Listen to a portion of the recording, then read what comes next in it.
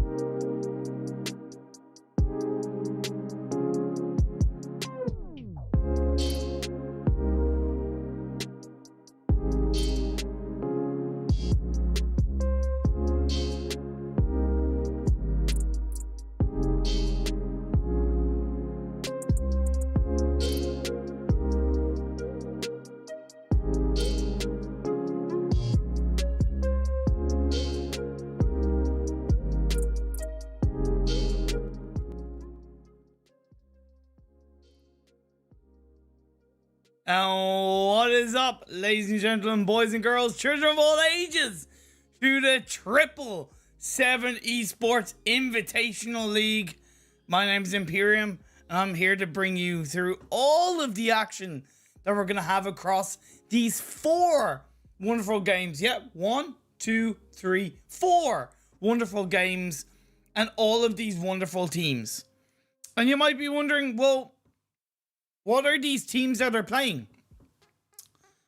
There's some of the best teams across South Africa, okay? Sorry, should I say the African region, okay? Okay? Simple as that. Simple as that. I'll have nothing more to be said about it, okay?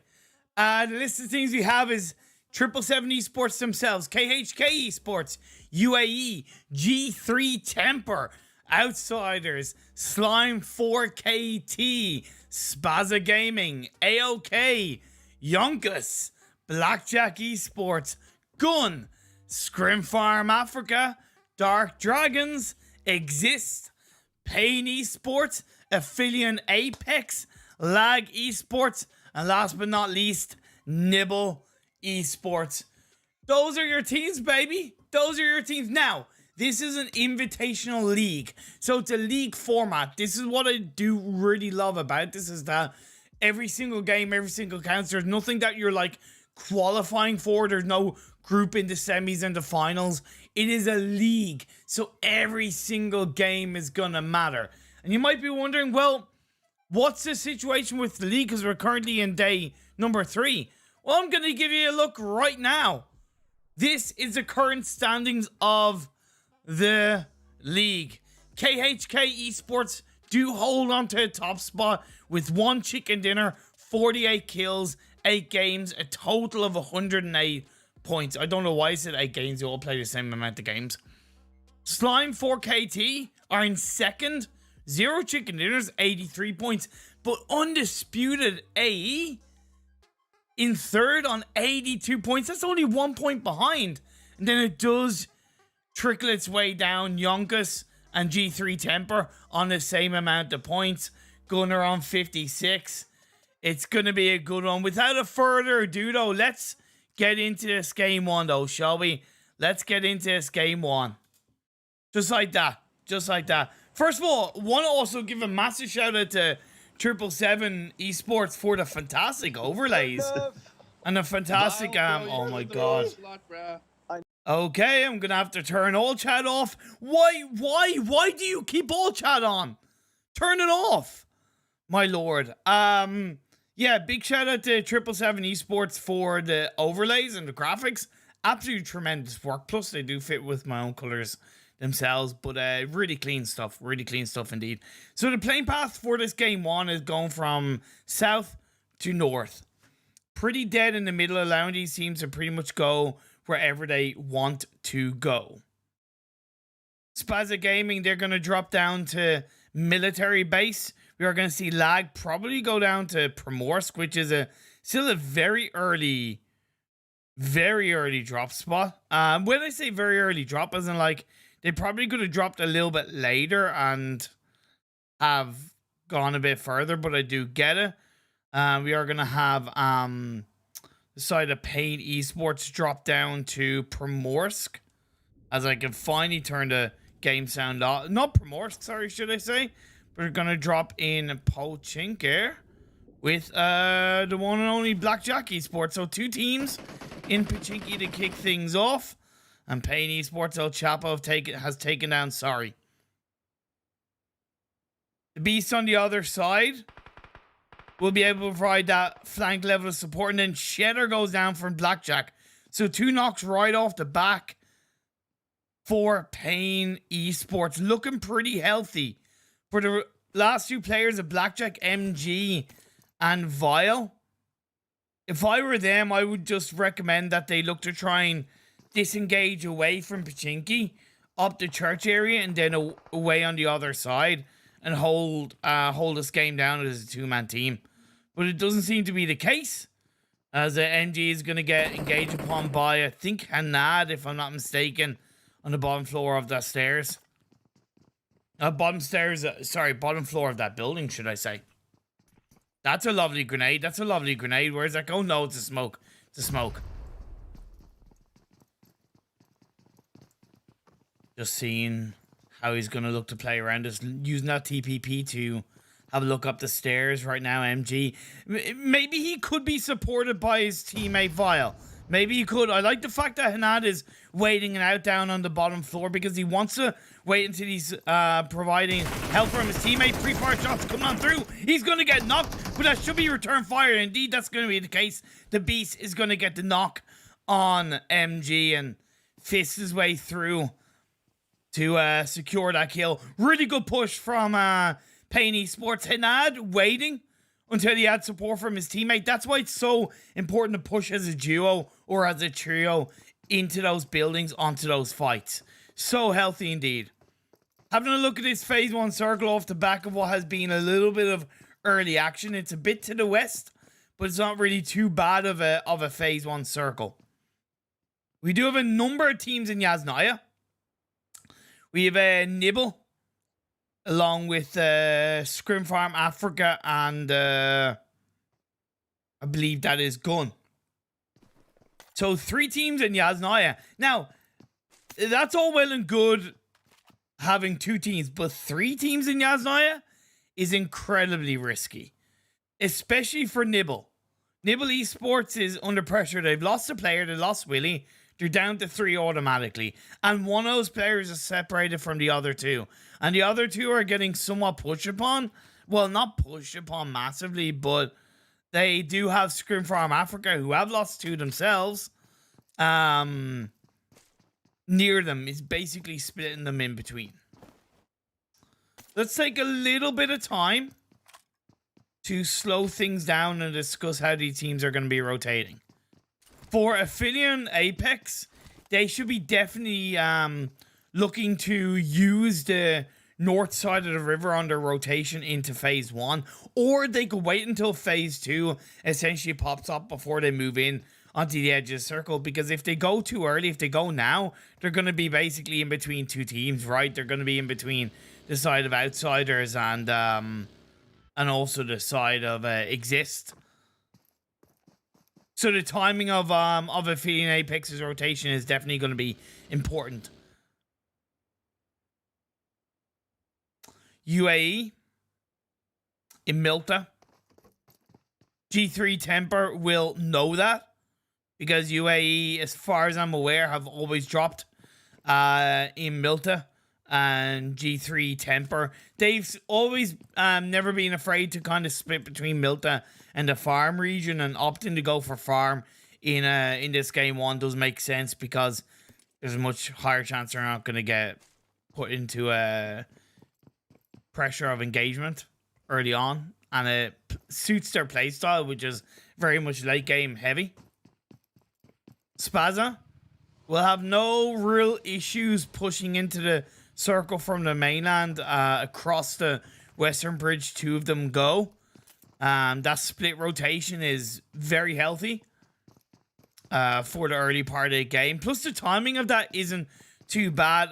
I imagine that because a good few of these teams do tend to, play against each other quite often, they will be familiar of their drops, of each other's drop spots and rotational pathlines. So the information and experience that Spaza has over the other teams definitely it should have influenced them on their rotation timing across onto the mainland.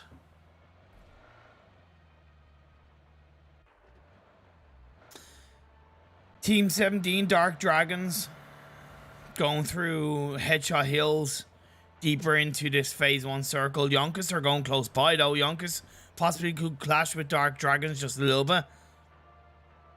Yonkous are a bit split up though. They have 2 players in that one vehicle, Jerbot and Spectre. Zilmenk still not in a vehicle further back. And then we have Brendog on his own coming through the ruins terrain outside of Headshot Hills. Yeah, Zilmenk has already secured a position in the circle, so he was the anchor point. He was the scout for a side, and that could really help them even pincer Dark Dragons just a little bit more coming into this phase 1.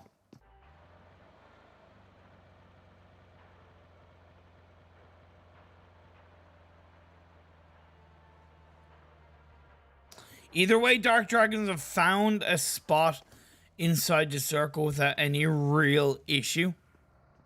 Nibble Esports have disengaged away from Yasnaya without any real pressure as a 3-man team. Going quite deep as of right now, but their information is going to be limited.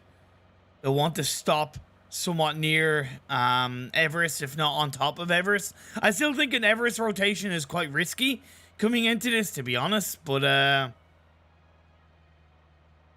hey, if it works out, it works out. G3 Temper, I do think are their rotation's a little bit separated. Okay, you know, Boyden, who seems to be a new player on their side, is much more forward compared to the rest of his team. But to be fair, Six God, Flacco, and Gunnar are close together, and that's important.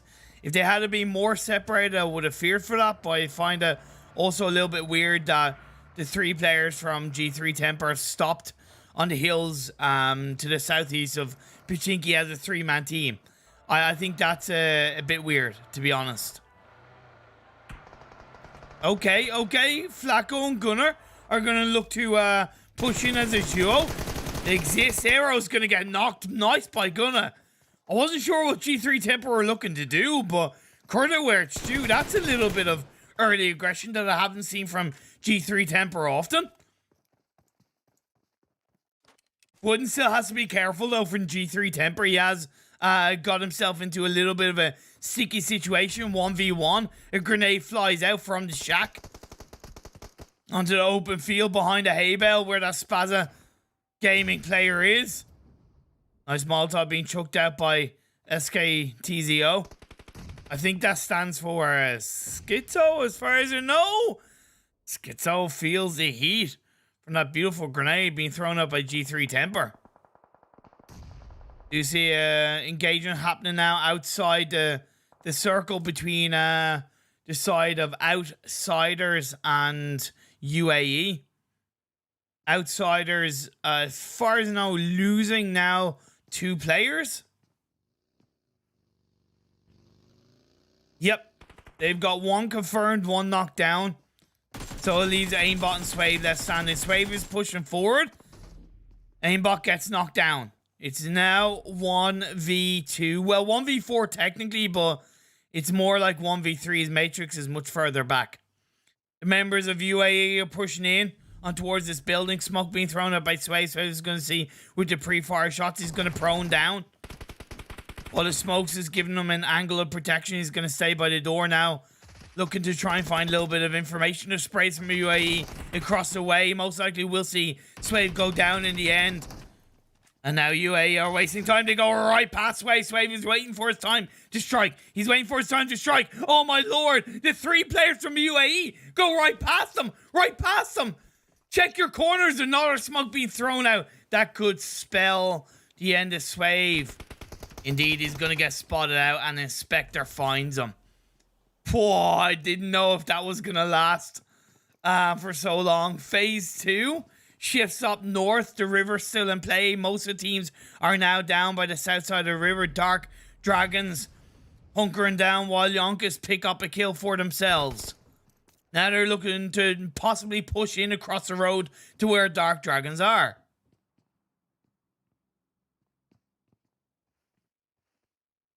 Nice. DP28 shots being fired out by Jerbot. Laggy Sports and 777, as far as I know, fighting on up. Both players, actually, it's G3 Temper and 777. My apologies. Both teams do have a player down, though.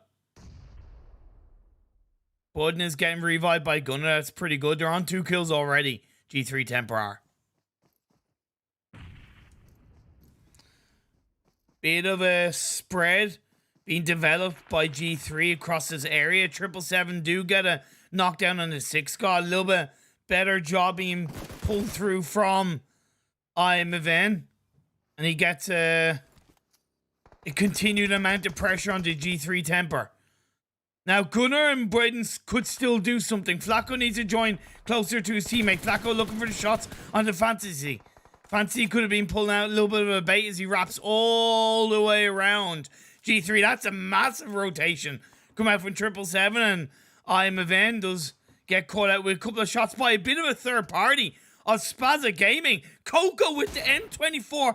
Pat the headshot. Bolte knockdown onto I'm Event of 777. Phase 2, third parties are always going to be a thing when you're looking towards the center of the circle. That will help G3 quite a bit. But you are looking to both disengage away from this area and head into the compound. G3 seem to have gotten all 4 of their players back up and all 4 of their players into the circle, into the safety of a compound.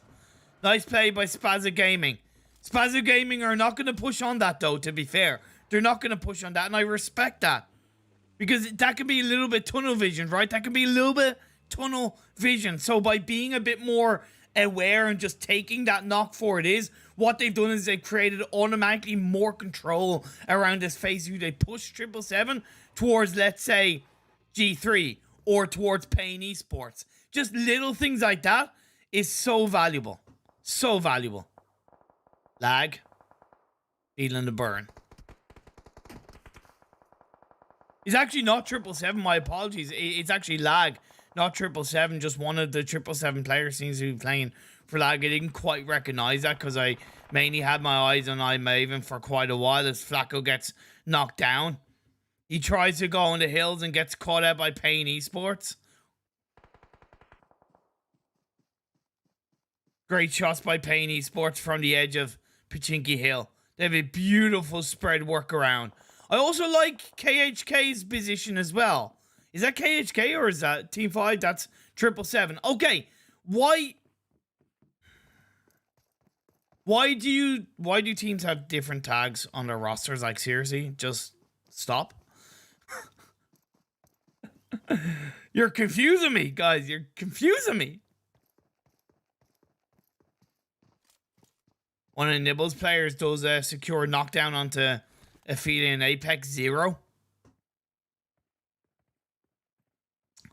It's a good position that these teams all hang around on, right? Nibble, Aphelion Apex, AOK, Dark Dragons, Yonkous. In my eyes, they're the 1, 2, 3. They're the 5 best position teams coming into phase 3. Slime 4KT are definitely healthy on their north position, but they're on the north of Everest. They have no information on what's on the other side. No information at all. I suppose Infamous, right? They definitely have a absolutely fantastic position as well. It's not Infamous, it's KHK. Oh my god. Oh! Hansi, just change your goddamn team tag.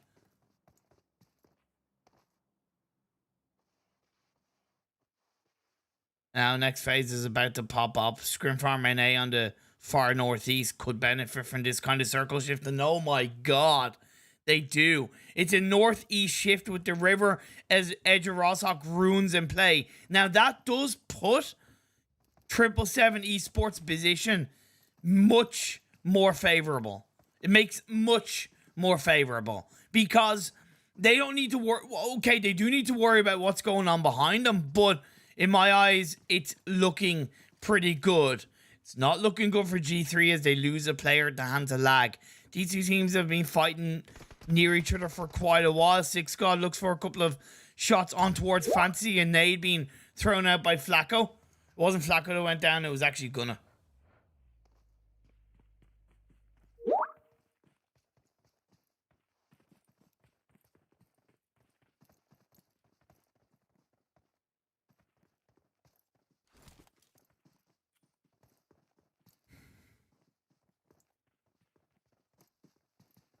Now, as the teams do look to start rotating into the circle, Headshot Hills is going to be of massive importance. You then have the Cathedral of Ruins and the compound just to the north, in which we have seen Slime 4KT uphold. And now looking for shots on the AOK, but AOK are in a little bit of a desperate position in terms of they're separated. They don't exactly know where they want to rotate, where they want to position themselves. But they've at least gotten a couple of shots onto Aimer. But it's going to be getting knocked down in return. Aimer definitely way too far forward, but did at least get a couple of knocks for his side. I would argue that that was overall a net positive, as well as the fact that AOK have now lost 3 players. But Storm, be careful. Storm, be careful. Don't get third-partied by the team in Cathedral. Leader's left on his own for AOK by the edge of river. Aphelion Apex not afraid to take some shots from the higher elevated Cathedral position.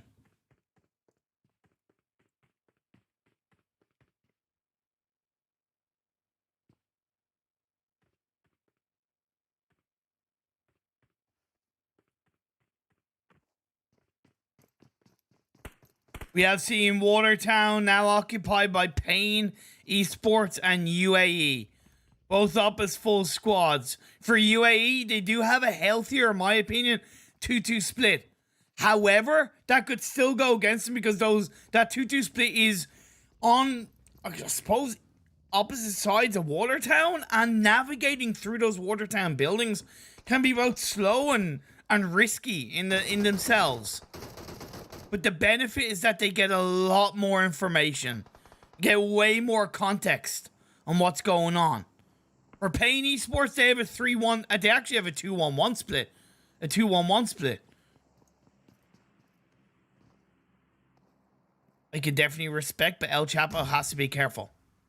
He's going to dip into the water, slowly move his way across. Gets into a building, realizing that he's being put under pressure by UAE.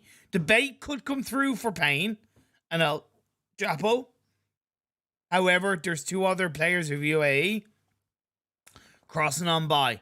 Lag off the back of, I believe, getting the better of G3 Temper. Late to the rotation or getting caught out by a team that's already secured a spot. That is the side of KHK. Or sorry, not KHK, 777. You're killing me, Nico. You're not killing me, you're killing me. 777. You're actually killing me. The next circle shifts up and it goes north. Gun are in prime position as a 3-man team. Absolutely prime position.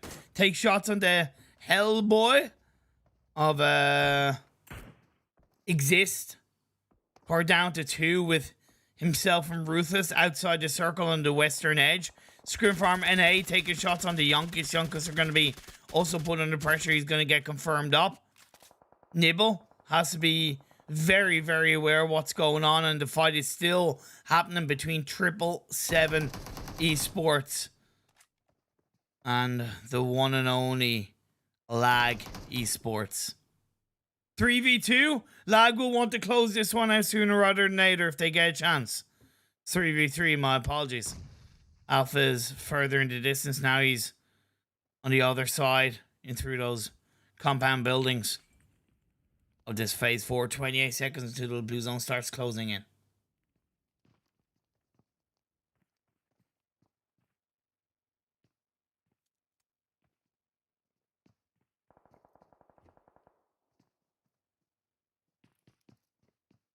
To be fair, the gun logo does look suspiciously like the TSM logo. Just saying.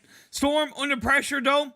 They may have 3 up, but they are very heavily separated, and Dark Dragons are encroaching on the space of Storm. Molotov gets fired out to try and create a little bit of separation for Storm.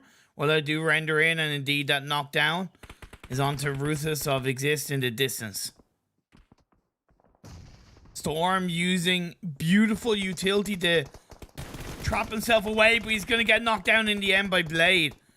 Now Pronto and Thurger further back into those buildings will have to survive, as we are still with 14 teams and 40 players left alive. I thought G3 Temper were out here, but they did move away from 777 onto the Cathedral building. Still have 3 players up, but one of them is knocked, and Boyden is dropping down in health massively before he got touched by the Angel that was his teammate. You can see all these teams are playing on the edge of circle. Lag are feeling the brunt of it.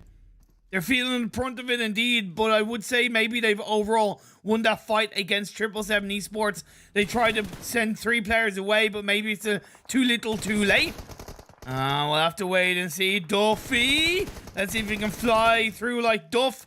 And Duff Beer, he's going to beer his way through. Aphelion Apex, going to try and pull off a first aid. Isn't going to be able to get it done, and that is Blessing finishing off 777 Esports, and that's going to allow possibly G3 to finish the job onto Aphelion Apex. I don't think they recognize that. However, they're happy with the fact that the circle has continued down south, so Payne, UAE, they're going to have to try and swim their way across. Even KHK not looking the best right now, as Payne, feeling the pain of G3 Temper, King of Men, goes down. And now it's just 2 left on their own from Payne. Nowhere to run, nowhere to hide. You have UAE by the bridge side. To the north of them, you have G3 Temper and the river down the south of them. I can't see Payne lasting for too long. Can't see Payne lasting for too long. While KHK, Hansley gets knocked. And now it's just Sleepy and Sully. Wait, Sleepy goes down. Sorry, Sully goes down, should I say. And he's going to get confirmed. It leaves just Sleepy on his own unless he can get the revive onto Barker. At least they have a position in the circle. That's one thing they can say. They have a position in the circle. But Yonkous will be playing on the underside of the bridge. Are going to be the bridge trolls of this game 1. This is game 1 out of 4 here in the 777 Esports Invitational League Day 3. 10 teams at 23 players alive. 4 KT as a duo are in the center of the circle, but they are separated away from each other. Dark Dragons have 3 players up, and they're on the southern edge. Aphelion Apex looking down the barrel of the center of the circle as a duo. Let's see if they can pray to the gods of PUBG Mobile that they get a successful result in the top 5, top 4, top 3. That's KHK. They're pretty much going to have to fire their way through. Now getting shot up from behind by both Gun and Yonkous. Yonkous are in the river though. They're in the river for now. Uses a couple of smokes to get into that small corner part of the island. Gun are staying on the north of the river. Time's ticking down. 1 minute left to go as phase 6 did shift down south once again into the arms of G3 Temper and Slime for KT. You do still have the solo of AOL. He's in the play, but he's in the river. He's in the river. Now Gun are going to have to go through the blue zone of this phase 6. It's going to do a healthy amount of damage, but they're going to look to pick up kills before they go down in a blaze of glory. You're going to go down hard. Plaza, he's going to swim into the water with that vehicle, switches over to the passenger side so he can heal up in time. Good strategy being pulled on through, but I don't know if he's made it into the circle. Yonkous did indeed take down, as far as I know, a couple of the KHK players with just Baker left. Actually, no, sorry, Baker and Sleepy are still alive. I thought it was just one left standing for KHK. Yonkous have 3 up though. They have 3 up. They need to worry about one of the gun players on the other side. Well, actually, no, I think that gun player, yeah, he's actually being taken down to the blue. So there's a little bit more focus they can put in front of them if they are aware of what's happened in towards the north of the mainland. Or north of the river, should I say. Is 18, 17 players are left alive. Yonkous, that phase 6 blue zone is dirty. It's disgusting. That first aid isn't going to come out on time. And it is going to be G3 that finishes things off with the help of Slime for KT. Still 3 players up for G3 Temper. 7 kills so far in this game. As a Dark Demon. DD. Dark Dragons, should I say. Dark Dragons are up as a 3-man outside the circle. Oh my lord, Team 20, Aphelion Apex have pushed in onto G3, but G3 Temper come out on top. Flacco with the shots of glory puts his team into the top 4 and keeps them alive as a trio. In through the water, Plaza from Gun. It doesn't matter though, he gets shot down once again by G3 Temper. Six Scott this time plays his way through as we are left with our final 3 teams. Slime 4KT, the separation eventually ended up going against them. Exists have kept one alive, Hellboy, up until the end. Phase 7 goes in the favor of G3. Now Dark Dragons are going to have to use all of their experience, all of their 3 players to edge into the circle. The smoke utility starts coming out. Create the walls, move in. One thing I worry about Dark Dragons though is that they're too close together. Great shots by Flacco, gets a knock on the blade. G3 Temper have the wall to their advantage and the circle. Honestly, this is G3 Temper's game to lose. They're even aware of the fact that Hellboy is on the other side by that coastal line, so they have all the information in their sights. One team to the left of them, one team to the right while the blue zone closes in. Hellboy isn't going to survive for much longer. Broden is doing a great job of flanking around. Yes, he's on his own, but in my opinion, the eyes, the information he gets as he fires up by the side of that tree, and Prone's back down. Hellboy managing to kick off a first aid just in time. Has he got another one? Can he pull it off? Nade being fired up. Flacco gets Hellboy. That's going to be 2 teams left standing. Dark Dragons and G3 Temper. Beautiful nade by Buden. Beautifully cooked to get the knockdown onto Nero. Now 6 God drives forward. Buden confirms it with another nade. 2v3 into the arms of G3. It's just Blade and Tezuka that's left standing for Dark Dragons. 3v2. Luckily, a lower part of the ridge comes in for their favor, but once again, a grenade from Wooden. The golden hand of G3 Temper is going to look to hand them the victory in game number 1 of the 777 Invitational League. Goes over to G3 Temper. 14 kills and the chicken dinner from G3, disengaging away from the fight against lag off the back of losing a player was so intelligent.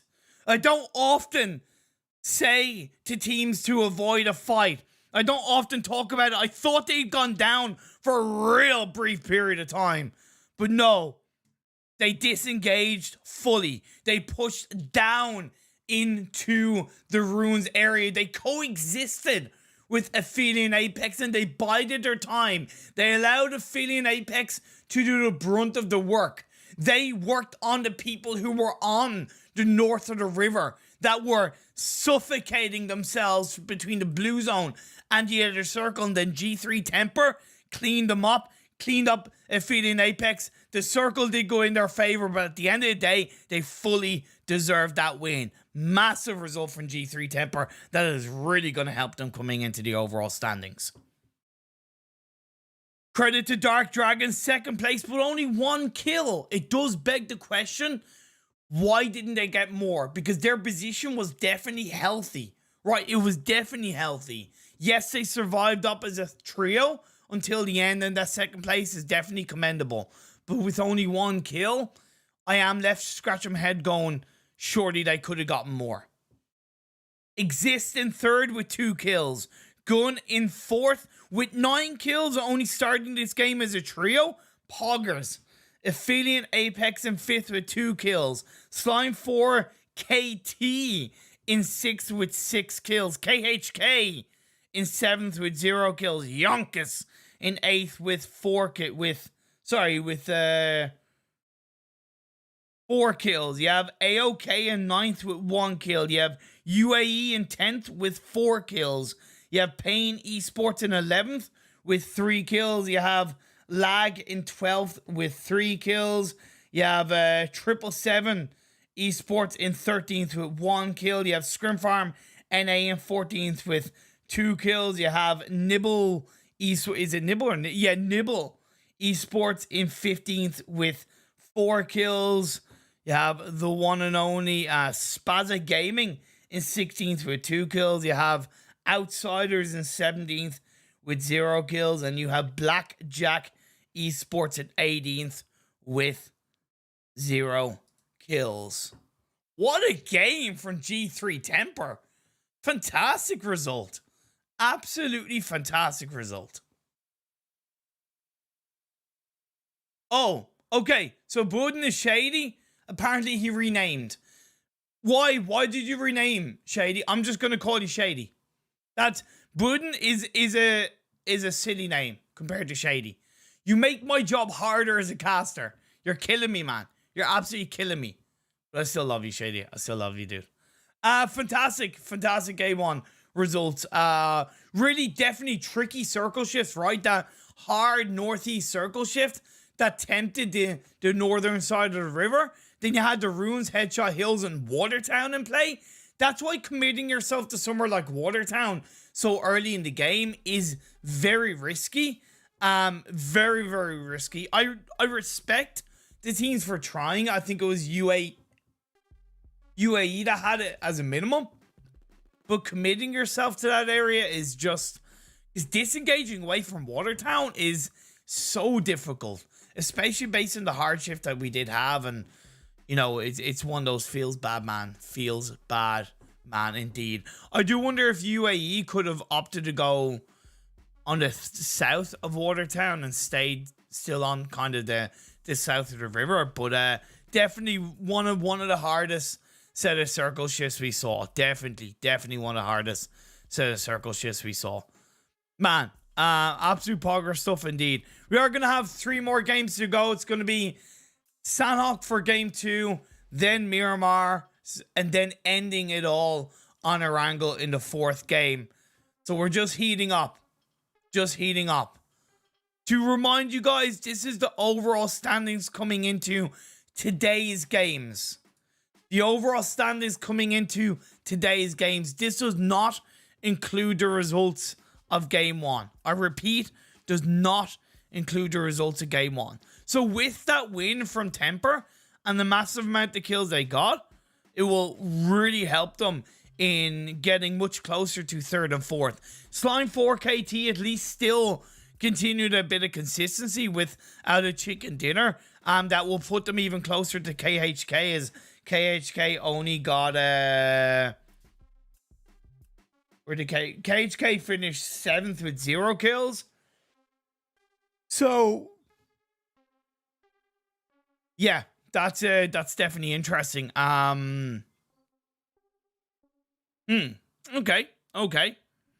I'm just setting the timer.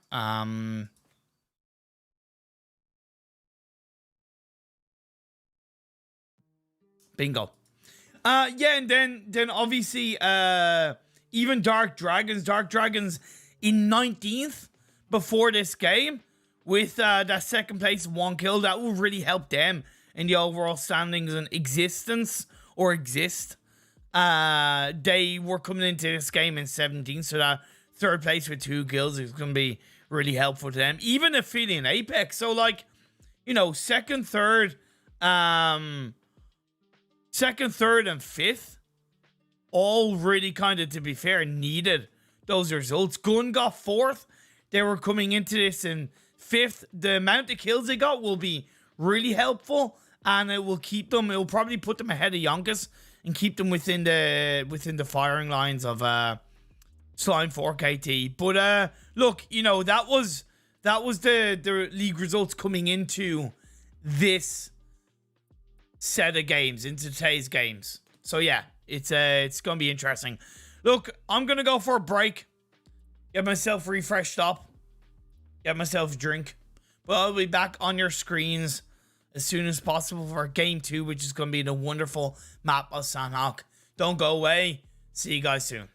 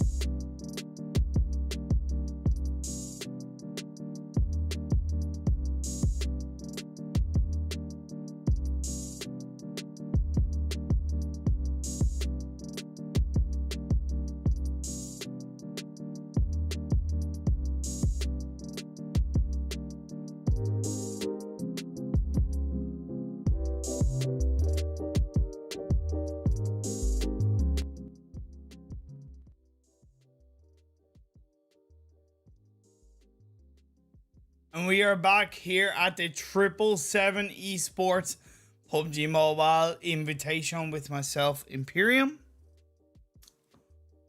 Hope you're all having a wonderful day, evening, night, wherever you are. Thank you all for tuning in.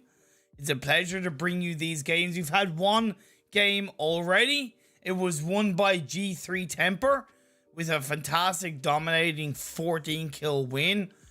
Even losing a player early on, they still managed to get those kills early on. They followed through into middle late game and got the win. They were very tricky circles, to say the least. That's the way the cookie can crumble. We are, of course, moving into Sanhok for game 2.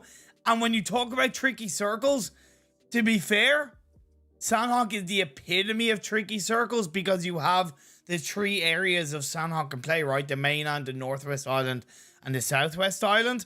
Yeah, it's going to be massively important that both the players and the teams are proactive. They're ready to reposition off the drop of a hat. They don't hang around the area for too long, in the sense of if it's a bit of a compromising area, if it's more to the edge of the circle. Destiny Sprat, thank you so much for the super chat, you absolute legend. Did you know, Sprat, I actually have a membership? You can you can spend that euro on a membership if you want, rather than a super chat, if that in any way makes you feel better. But thank you so much for the super chat. It is massively appreciated, my friend. Means a lot. Yeah, we're going to be getting into Sanhok game, so without further ado, let's transition over to the game and let's get this show on the road. I'm not going to turn the game volume up until we've seen the players land, because of the fact that it's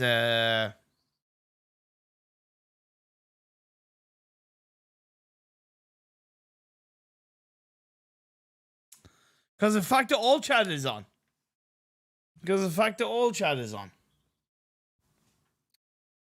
Well, okay. So playing path is it's up north. It's not too bad. KHK are going to drop by Cow, it seems. Yeah, they're going to land early onto Cow.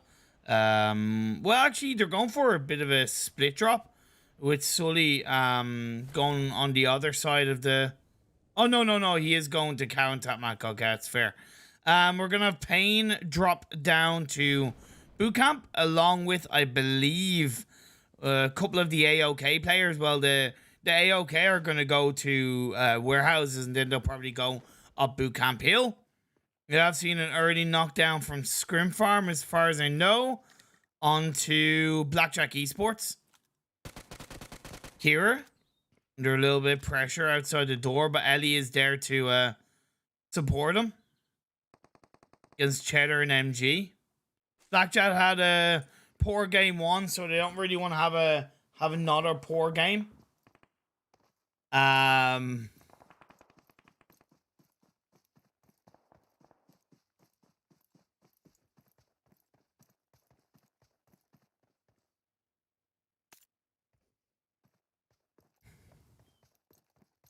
But at least their teammate has gotten revived up, which is massively important.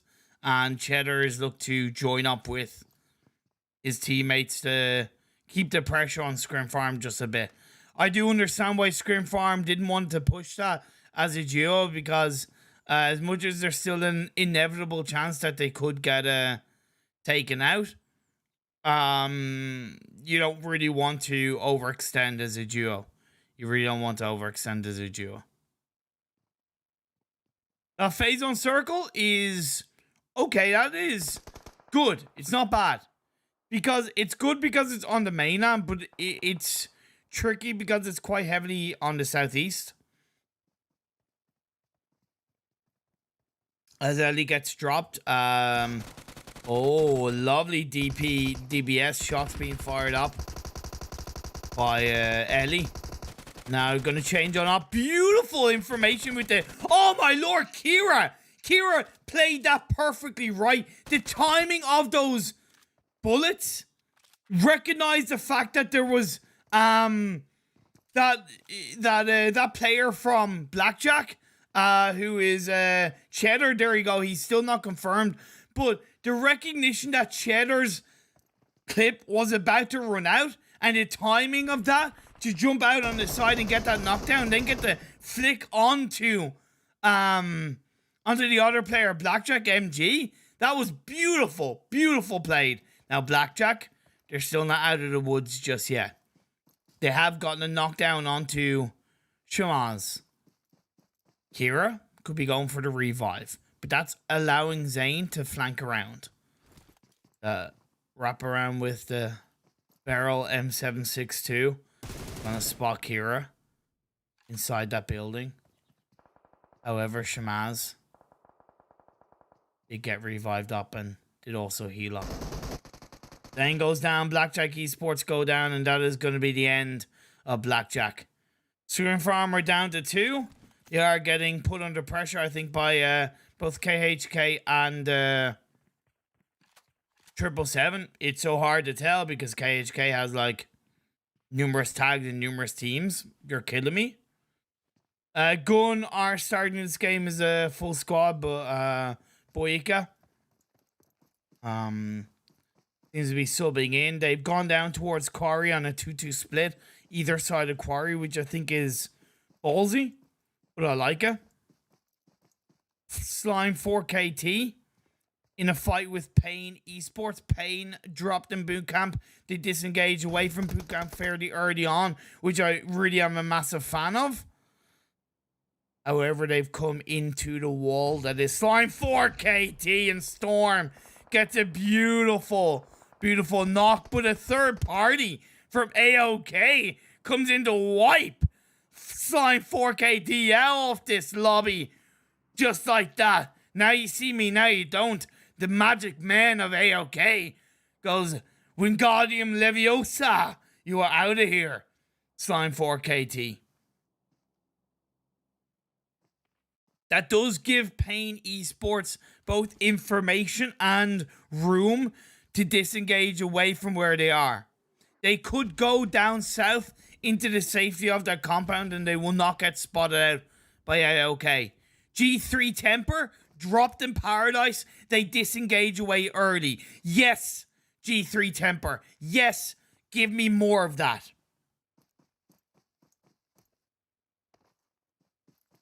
Yonkous using a couple of vehicles to full send it past a couple of teams into the Painan region. Quite healthy. UAE have a really nice spread between the bridge and the cave area. They're not finished rotating. And I low-key like that spread, but I would prefer if it was like a Noah's Ark going 2x2 rather than 1x1x1x1. However, because they're rotating fairly early, I'm not really going to be in any way like too worried about that.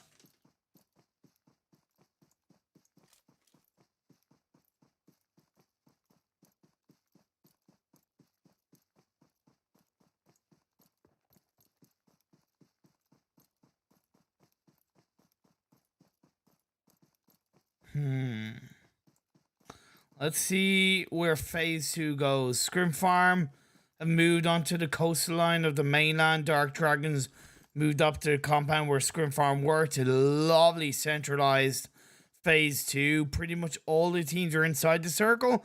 It's guaranteed to be mainland. However, the one caveat of that is that Quarry is still massively in play. And Quarry is a very difficult area to uphold. Lag do have a good spot. But at the end of the day, they're too close together. That hill is brilliant, but if you don't have somebody gathering information to both the north and the south of you, either or both, your position is massively compromised. Because at the end of the day, it's inevitable, especially based on the fact that they're so centralized around the circle, there is going to come a point in the game where teams are going to be around them. And if they don't see them before the opponent see Lag, then Lag are going to be screwed. So they have to use that to their advantage. I'm not saying they need to full send it and be massively aggressive, but step to the side 10, 15 meters, get some information down towards the bottom of the hill. Go and have a confident 1-1, 1-1 spread. Like a massively confident 1-1, 1-1 spread around Quarry. I would say it's not the most clever spread, but it's a confident spread.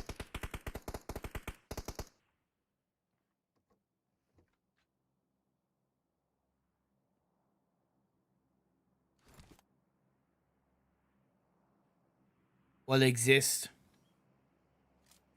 Look for the side of 777 Esports. Yonkous definitely benefiting from using those vehicles in the early part of the game. And here's the thing. I like the fact that they stopped using the vehicles at a certain point in their rotation. As in, they use the vehicles to get ahead of a couple of teams to get that little bit of a boost into circle, but they aren't relying on the vehicles. Just as I said, one of their players is in a vehicle, but rip. F in the chat, boys. Either way, they had multiple vehicles. They're only using one. I still think my point stands somewhat. Phase 3 is about to show up. We do have teams coming up around the Paradise area on the northern edge of the circle. That is KHK and Dark Dragons. They might clash either side off the back of Phase 3 showing up. I can just chill and wait for Phase 3 to show. Nibble is in a good spot as a 2-2 split. Lag. Take note of that. Because the two players are in a little bit more of an elevated position. So they're able to get information on G3 where Sidon and Vindog aren't. And they're then able to look down south a bit more and get information on lag. Now the circle to center up north, away from a decent bit of Quarry. Gun have joined up together as a full squad, or pretty much as a full squad, which is really beneficial. Great timing. G3 recognize that their position is not ideal for the circle, so they are going to reposition just a bit. However, creating a really nice spread towards the center of this Phase 3. They do need to be aware that there still could be a number of teams to the north of them, and of course to the west.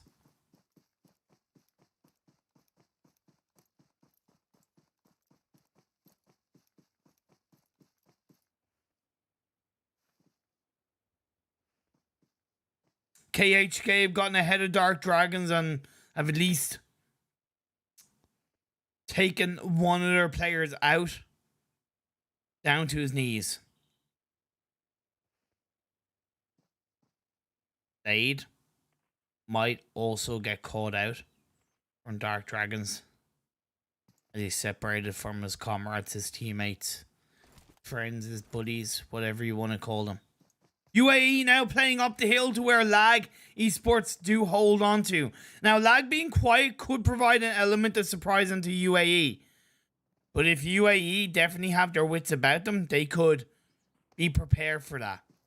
Expect the unexpected. This is Phase 3. They're not looking just yet. They're not taking any shots just yet. I think Maniac has an idea, though. Not quite. Not quite. They've gone past Lag. Lag have kept quiet. They've kept quiet. They're proning down. A-Man was saying in chat that it's A-Man, not A-M-V-N-N. Well, with all due respect, when your name has a V in it, I'm going to presume that it's pronounced V. Don't know why you didn't put A in it. Yonkous also gatekeeping a team outside the circle on the blue. That's going to be out. Siders are indeed outside and down to just one. Swaves left on his own. We also have another fight going on between Existence and ScrimFarm with just Kira is going to be left on his own. Looking for a pre-fire. Shots goes in through the doorway. In through the doorway, Kira goes. Opens the door. L-Boy and the rest of the existence side come in to swarm and take him out. I don't disagree with how ScrimFarm were playing on the edge of the circle down to a two-person team. It was always going to be difficult and challenging the longer left into the game. However, what they could have done is they could have actually looted up the remnants of boot camp and gone for a little bit of a heal strat if they had any amount of heals.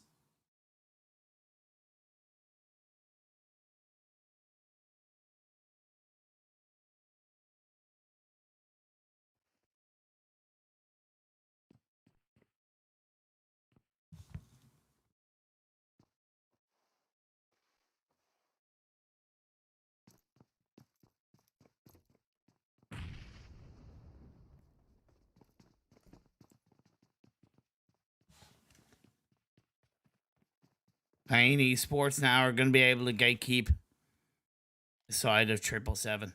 777 do have a full squad spread. Gunner under fire as AOK are going to push in on their compound on the southern edge of the circle. Getting a knockdown to Boyka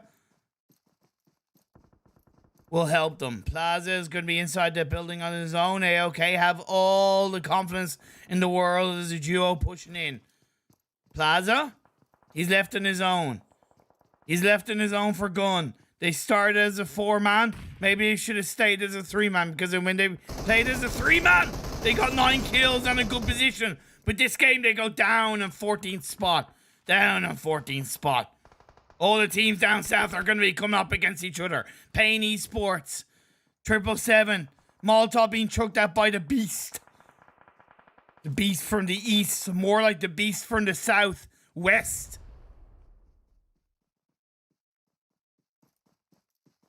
This Kingaman is going to wrap around on the other side, look for a little bit of info on the Alpha. No, he's just looting, booting, and now he's going to be moving. I like the fact that El Chapo from Payne is inside the circle. As I say it so many times, that freaking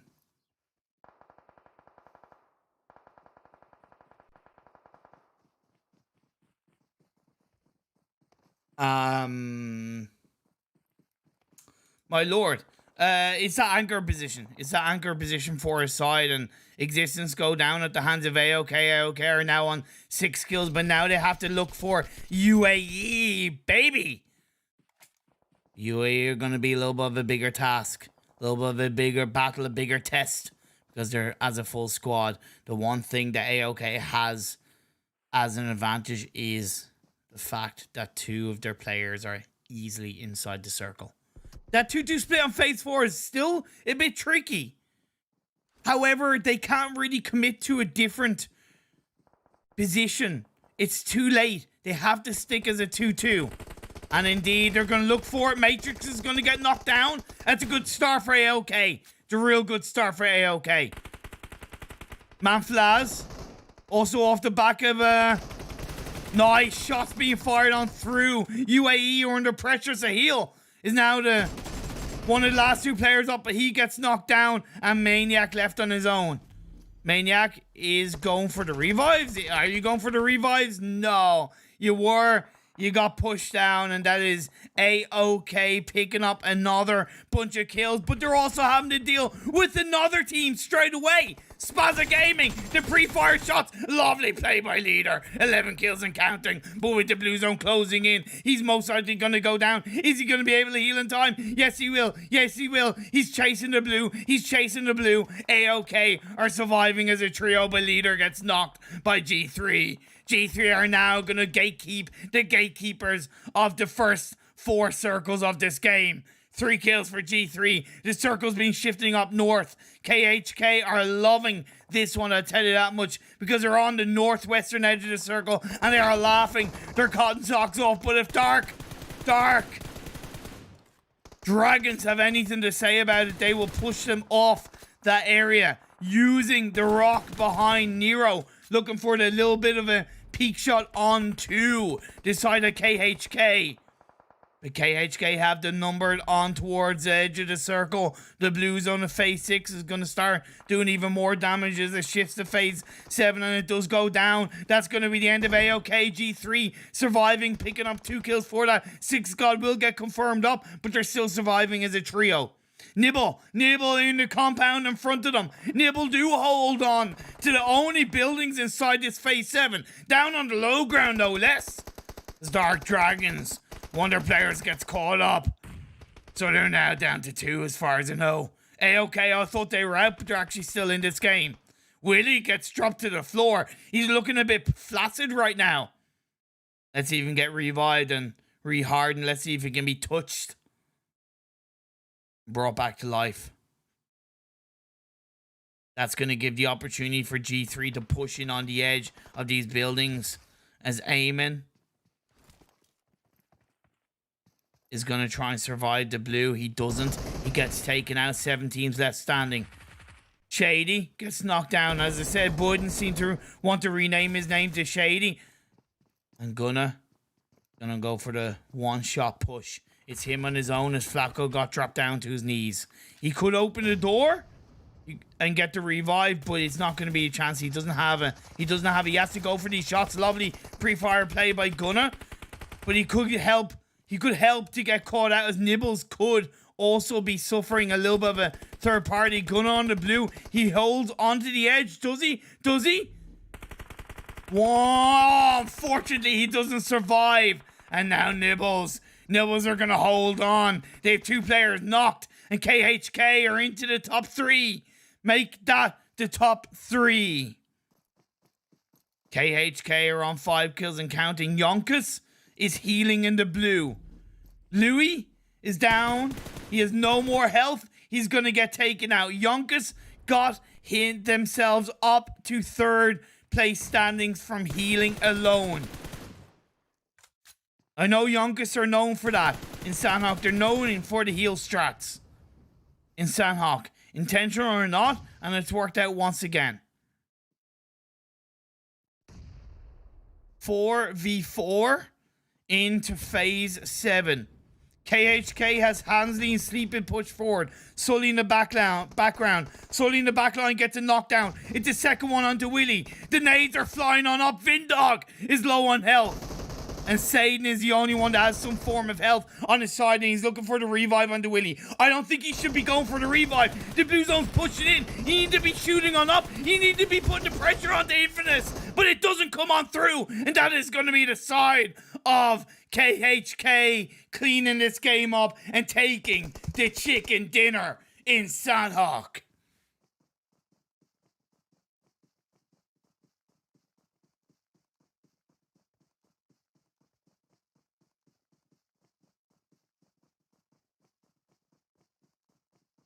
I need to take screenshots. I forgot to take screenshots of the first game. So I will take screenshots this time. Then I'll go through the overall standings.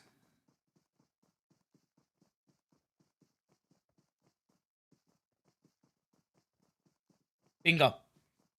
So KHK Esports taking this game number 2 in Sanhok with a massive... Well, not a massive amount of kills, but a solid amount of kills. 9 kills. You won't argue at that.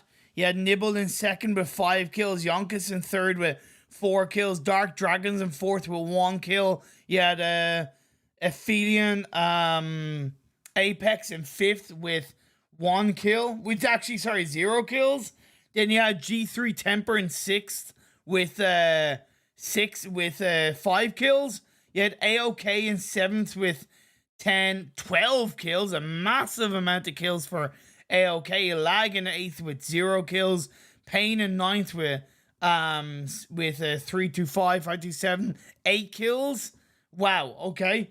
Spaza Gaming in 10th with 2 kills. You had UAE in 11th with 1 with 2 kills. You had 777, UAE with 1 kill, and 777 with 1 kill in 12th. Your 13th is Existence with 1 1 kill. Gun in 14th with 1 kill. ScrimFarm in 15th with 2 kills. You had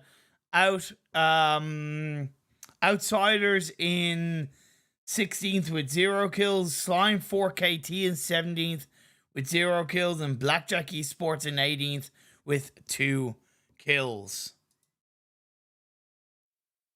That was an interesting game number 2 in Sanhok. The circles were much cleaner. The circles were much clearer. Yeah, okay. They shifted up north quite a bit, but the fact that they were pretty much secured on the mainland from phase 2 was like beautiful for these teams. Honestly, like, yeah, quarry in play was going to be tricky, etc. However, you know, really cannot argue with that. Really cannot argue with that at all. Nibble, definitely in my opinion, I think it was Satan. Satan shouldn't have looked for the revive in the end. He just should have looked to put pressure onto KHK. The blue zone was closing in. If you could pick up a knock and a kill, at least that would have been something. But trying to go for the revive in like phase 8 and you're down to like 2 players, no, that ain't happening, my friend. That is not happening. He should have just looked to, because it's not like KHK had a massive amount to cover. The only reason why they were able to push that is because they got, and to be credit to them, they got 2 fantastic knocks to kick the fight off. They got 2 absolutely fantastic knocks to kick that end fight off. But Satan still could have done something. He still could have gotten a knock and a kill, because I guarantee you KHK didn't have all the information on all of the players, right? The 2 players they knocked, they definitely knew. They probably also knew where Vingod was as well. Is it Vingod? Vindog. Vingod. You know, Vingod is better rather than Vindog, on a side note. But, yeah, real good stuff. Absolutely fantastic stuff for game number 2. KHK did get a little bit of luck with those circle shifts because they were tending to play around the north of the map. And considering the phase 1, 2, and kind of, 3 a little bit, was definitely looking to me more central, / quarry area. They were taking a bit of a gamble, and they were kind of going in with not as much information on teams around them, but that's the way the cookie crumbles. Sometimes you need a little bit of luck. The fact that they got 6 out of 9 kills with that chicken dinner does speak volumes. Okay, 4 of those kills were at the end, onto the side of Nibble, but to me, it was still a justified chicken dinner for KHK, and they will take that one right to the bank. What I'm going to take to the bank is a bit of a break. Transition. One absolute transition. I just have to put the timer up so you know when I'm going to be coming back, and I know when I'm going to be coming back. Just because I don't want to get mixed up. We're going on to Miramar for game 3. It's going to be an absolute fantastic game. I'm looking forward to it. Don't go away. This is day number 3 of the 777 Invitational League. Insane stuff. See you guys in a bit.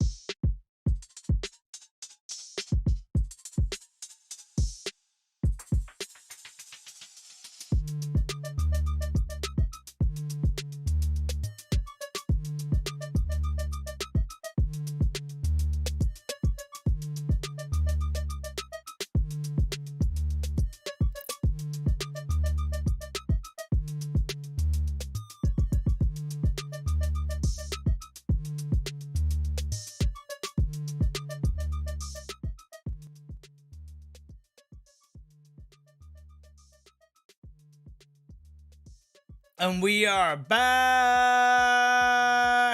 777 Invitational League. Brought to you by my wonderful self, Imperium. We're going to be getting into game 3 out of 4 in the wonderful map of Miramar pretty damn soon. We've had 2 games down. Game 1 in Erangel was won by G3 Temper. And then game 2 was won by KHK Esports. Who will win Miramar? I know G3 Temper are known to be pretty good on Miramar. They've actually had 2 pretty good games. To be fair, even in game 2, G3 Temper, I finished in 6th, I think. I think finished in 6th and put in a pretty strong showing. And then game 1 was really massively deserved. Credit to Yonkous. Was it Yonkous?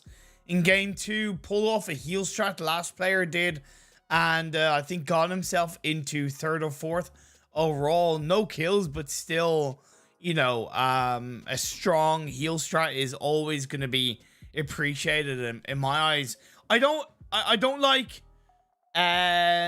intentional heal strat, which I think Yonkous pulls off in Sanhok, but genuine heal strats, as in like ones that's a little bit not pre-planned, but it's used as a plan B or a plan C based on the circle shifts, is always going to be in my eyes something that I will always look forward to.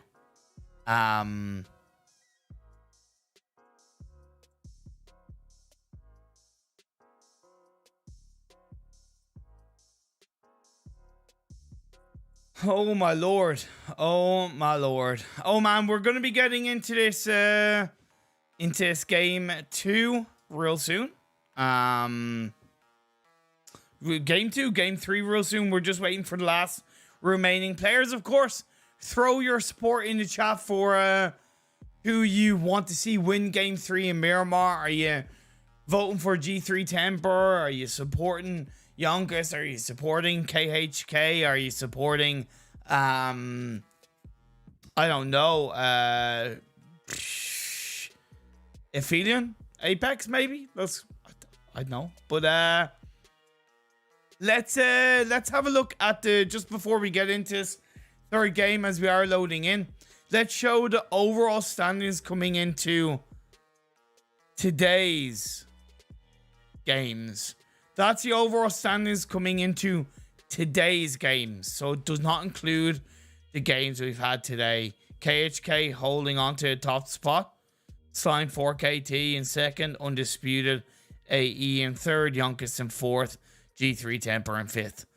So those are your top 5 coming into today's games. How much will that change? We'll have to wait and see. 23 seconds until we get into this game number 3. Woo! Before we do get into this game, just real quick, Agatha is toxic. That's all. I don't really have anything to add.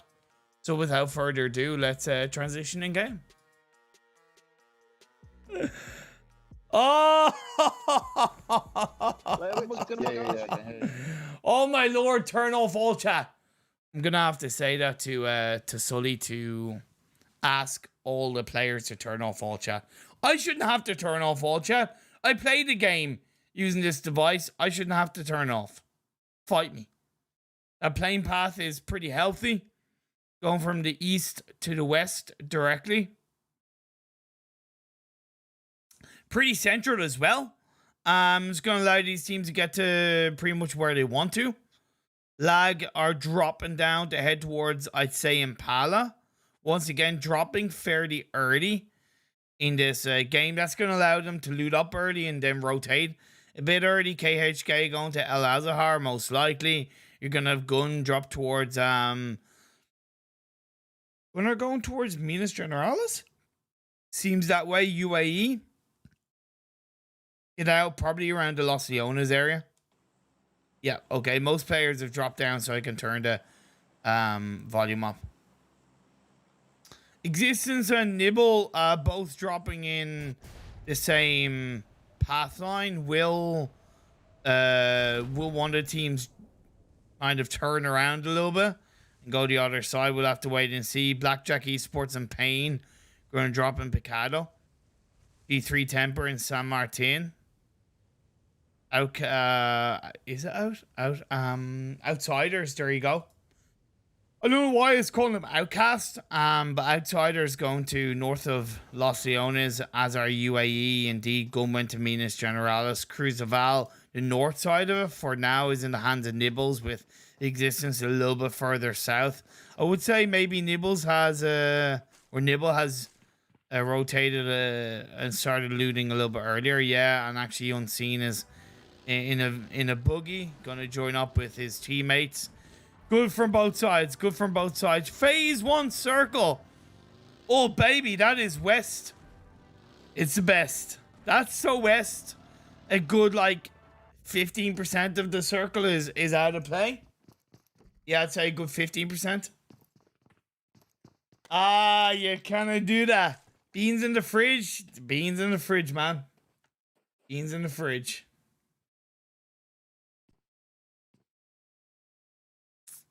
Now, let's switch on over to Pain, going up against Blackjack Esports. Blackjack have not had a good start to this day.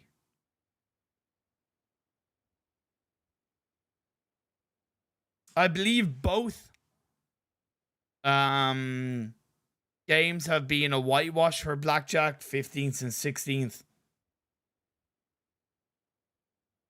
Respectfully.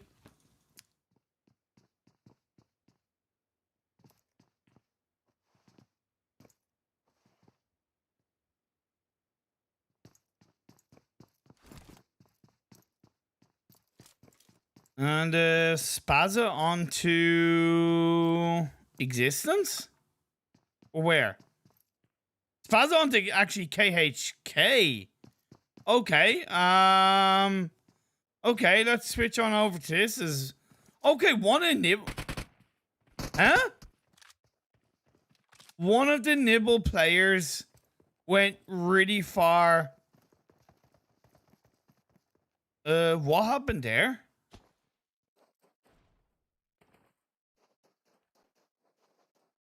Are these players that had connection issues or what?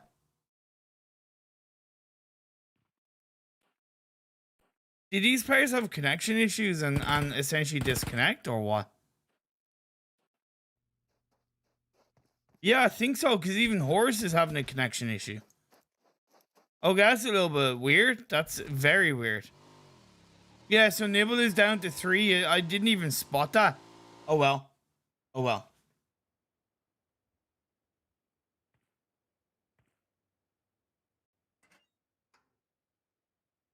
That's so weird. That is so weird.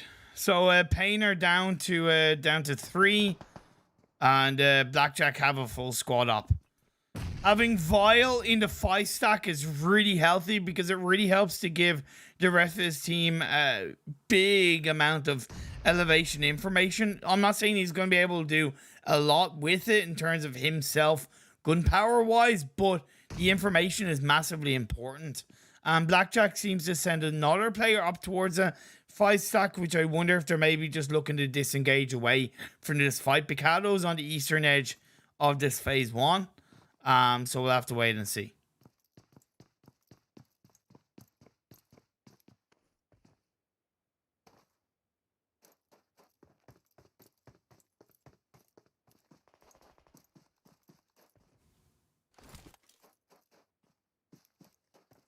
Lane wrapping around. Pain have pushed in. They pushed in into the apartments. Down on the bottom floor, El Chapo is going. Like I said, they're down to 3, so fighting in these apartments is incredibly tricky. Now Zane is wrapping around on the wall outside of apartments. Cheddar and Vile going to be taking the shots, and that gets caught out, cut down, pushed back. Great engagement by Blackjack. Fantastic engagement by Blackjack. Great use of their teamwork. Great use of that flank that came out from Zane. Now 2 players of Pain left standing. El Chapo and Kingaman.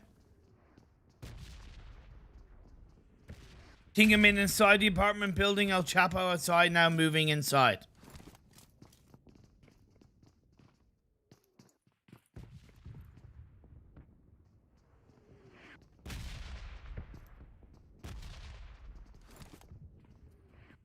Chapo has gone a floor ahead of Kingaman by the stairs. And I believe the majority of gun is in the other apartment building. One of them is looking to make his way across. Cheddar. He goes across a little boardwalk. Waiting. The smoke's playing to his advantage information-wise. El Chapo and Kingman are pinched. Blackjack want to close this engagement sooner rather than later because they're wasting valuable time to rotate into a more centralized circle position. In my eyes, they should be pushing him way more aggressively. Like, they're just being a bit, to be fair, they're being a bit too passive.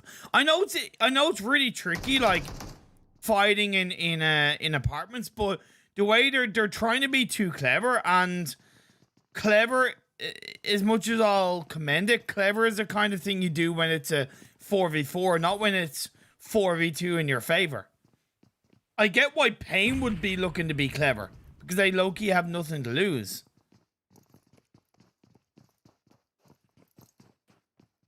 But for Blackjack, come on, they know they have a 2-player advantage. Now they're going to push on in. Fantasy on the Boyka. And knockdown is going to be played out. Now it's just one more left in his own. Although 2 of their players from Blackjack are knocked down. MG and Vile left alive. The confirmation comes through. Pre-fire shots and gun. Up the stairs he goes. And now that's going to be the squad wipe that comes out from Vile to take out the side of Pain Esports, and nicely played by Blackjack. Switch right on over to this fight that's going on between ScrimFarm and Spaza Gaming.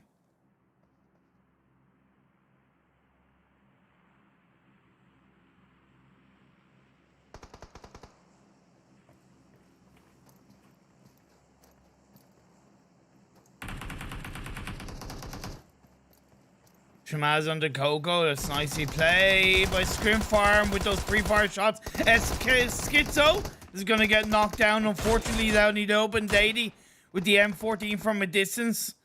Trying to do something, but I can't imagine Coco is going to survive for much longer. And it's going to be Horus and Dady that's left standing, although Horus is AFK. Okay, apparently they're...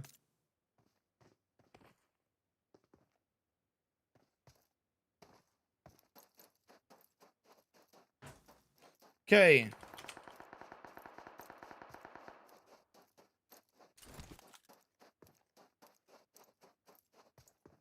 Apparently game 3 is going to be redone. Because too many people AFK'd. And if that's the case, then why isn't this being known now? So just waiting on information from the production side.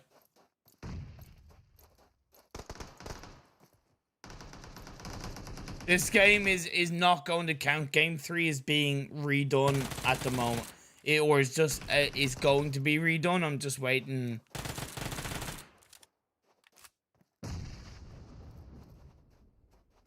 Because there's no point in me commenting this game because it just doesn't matter at all. It doesn't matter at all.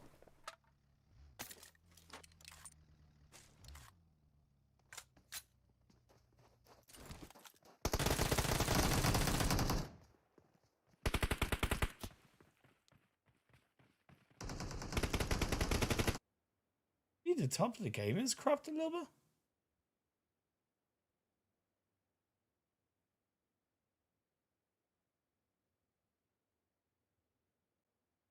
Just waiting on information.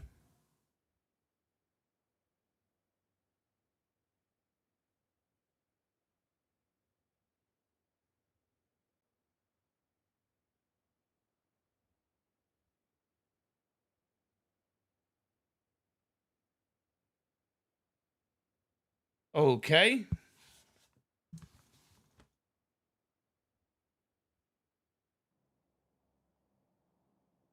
Okay, so what I'm gonna do is I'm gonna quit the game because this one isn't counting. The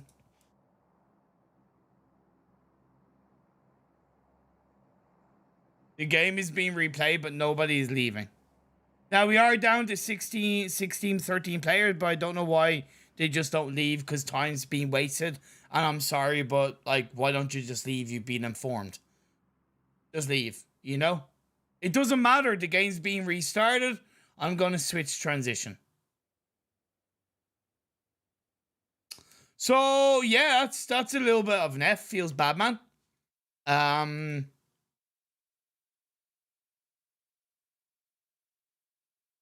gonna leave the game myself. Because of that. Yeah, apparently 8 people unfortunately disconnected or something like that, and I saw somebody in chat put a comment saying ever since something something something something. Ever since the update, it takes really long and sometimes doesn't even let you re-enter matches. Okay, Flame, that's I didn't know that. To be fair, I haven't had that issue myself.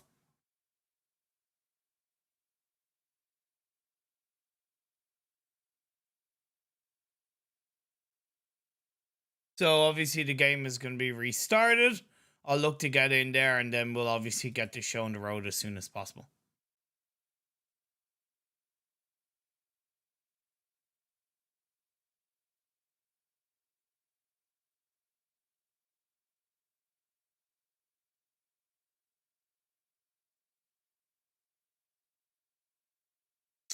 Okay.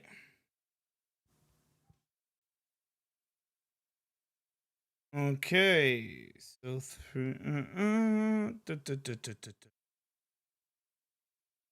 Okay, so that's it. Obviously an F in the chat, boys and girls. F in the chat for the fact that we have to restart game 3.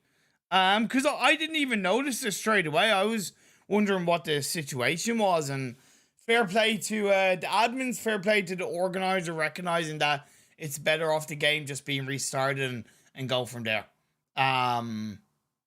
So yeah, it's one of those things. I'm gonna go for another break because of the fact that you know,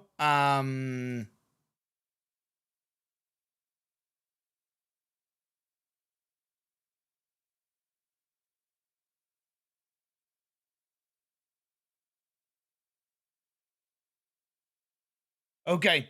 Obviously it's one of those things that can happen. I'm gonna go for another break because yeah, the game is gonna restart in a couple of minutes. It's not gonna be too long. We'll get the players in as quickly as possible, and obviously we'll get this show on the road. Sorry about that. These things happen. PUBG Mobile Esports ready. And I'll see you guys in a bit.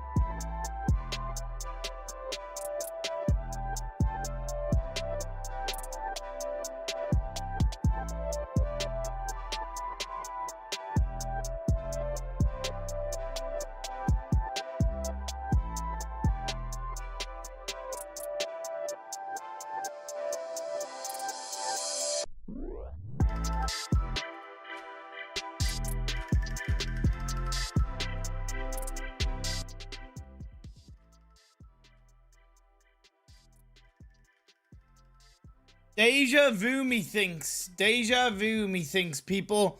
Game 3, unfortunately, had to be restarted. Due to the fact that people seem to AFK after joining the lobby. Or after the game had started, it basically AFK, they dropped down. They were able to get basically free killed by people. Obviously, that sucks, but fair play to the admins, to the organizers. Quickly realized and the game had been restarted. So whatever happened at the start of that last game, I feel a little bit bad for Blackjack Esports because it's not their fault that the game had to be restarted, because they gotten a really clean engagement onto I forget who it was again. Be able to okay. Yeah,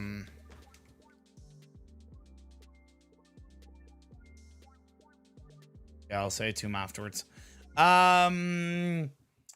Needs to tell people. He needs to tell players to stop to take off all chat. But yeah, between Blackjack Esports and I forget who, to be fair, a very similar playing path though. It's a little bit more north, but it's still east to west. That'll allow KHK to get to Lazar as normal. Lag Esports will drop down by Impala. It will make it a little bit harder for a couple of teams to drop down around the Los Leones area.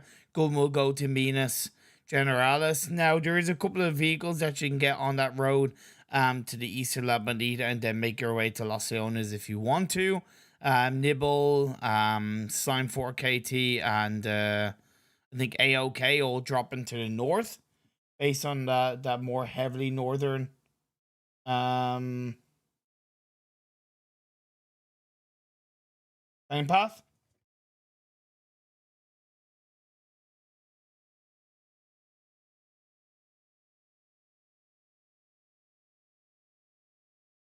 God.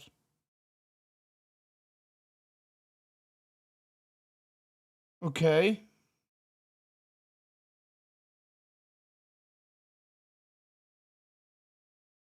Perfect. I just got some good potential news. Sorry about that. Yeah, Blackjack Esports and Pain Esports. There you go. I can turn the game volume up. Man, okay. So Pain have dropped a little bit further away from the actual Picado area. And well, like, they're in Picado, but it's like the edge of Picado. Cheddar gets caught out. Cheddar gets taken out by Kingaman. With the Vector in play, the Vector power in his hands. Kingaman flies on through and gets sweet revenge on the Blackjack. Fits him to the ground. Pain start this game as a 3-man as well. Outside around the building, they're code. Where is it? Oh, okay. The beast is way further back. Way further back. Deja vu? Seriously, that phase 1 is like the exact same as it was on. Oh, okay. Okay, this is like near carbon copy, bar the playing path being a little bit more up north. Julement gets caught out and knocked down, however, is revived up by his teammate. Spaza Gaming do lose a player. Deity goes down. The other 3 players of Spaza Gaming are all in that one building, the garage, while Jarbot is holding that off angle. Deity is on the other. Sorry, Brengod is on another off angle, and then with Louis and Julmenk, they're looking pretty healthy right now. Spaza have been able to somewhat disengage over a couple of the buildings of the train for now.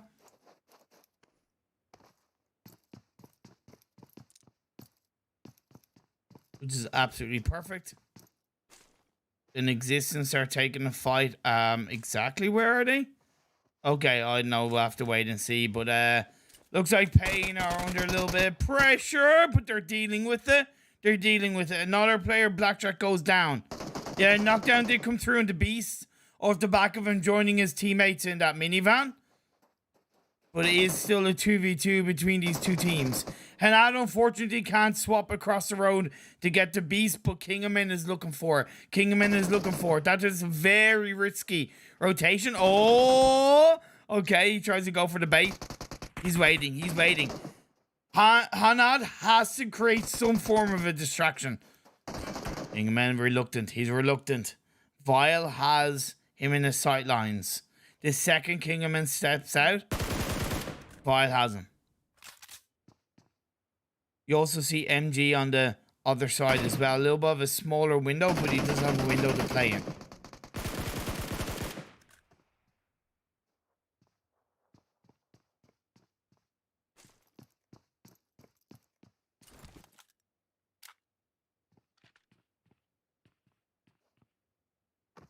Vile and MG is definitely good. Gun, I think, loses a player to the blue zone, which is a red zone, should I say, which is a little bit of a feels bad, man. I think Plaza got knocked down to the red zone. Yonkous are still looking for the fights onto Spaza. However, Spaza still together as a 3-man. They look to disengage on towards the western side of Le Cabriere. It will still give them a good entry point into the circle, to be fair. And Jarbot seems to be trailing them across the road and could definitely look to really help close out that engagement. Julmeng pushes quite hard on his own. Quite hard on his own. He doesn't need to go for the full-on engagement, but definitely, again, helping to keep the pressure. Before his teammates look to join him, is really good stuff from Julmeng. Louis seems to be the first one there. Gearbot's on the other side of the road, providing that support fire. Schizo is going to look to try and trail back, so he has the support of his teammates. Playing by the wall, he's going to jump down. Julmeng did take a couple of shots off, but didn't connect any of them.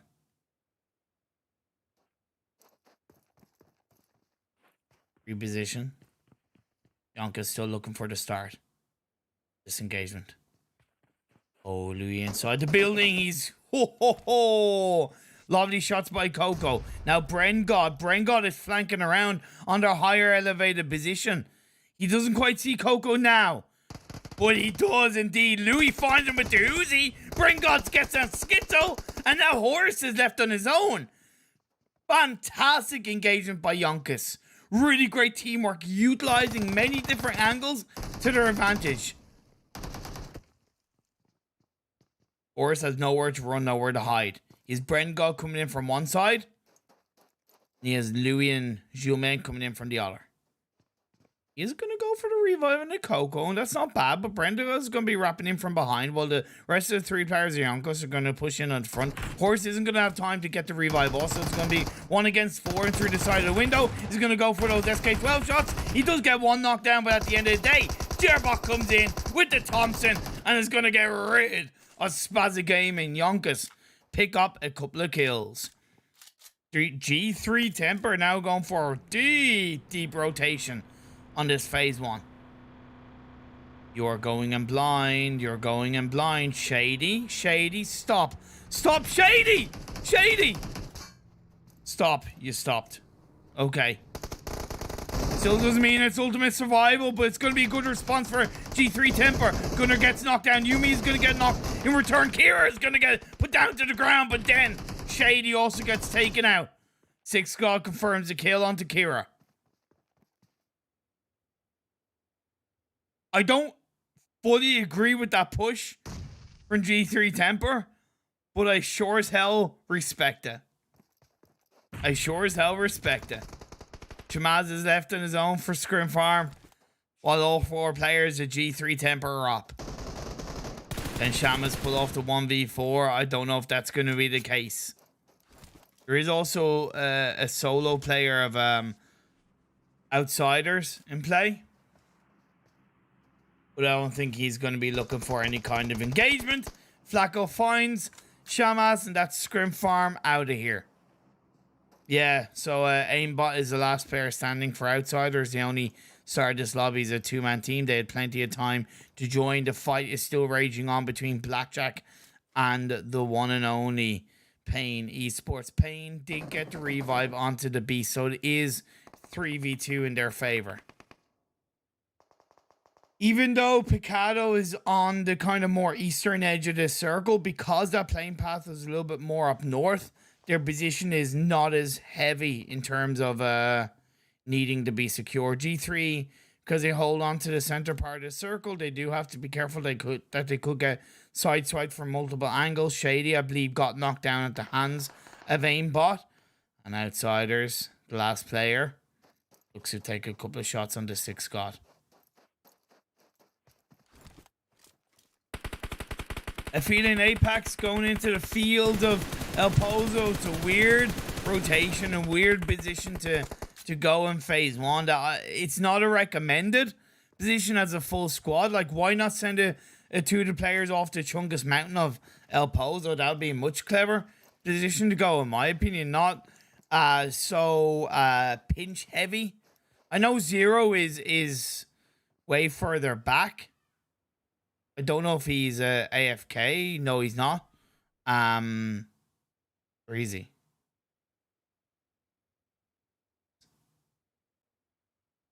Okay, I don't know what's up with him. Phase 2 is about to pop. Nibble.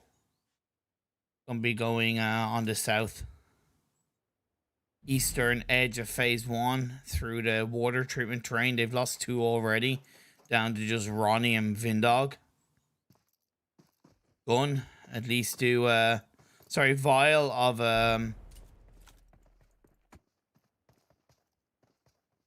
Blackjack does secure a knockdown. Actually a double knock, so it is a 1v1 vial.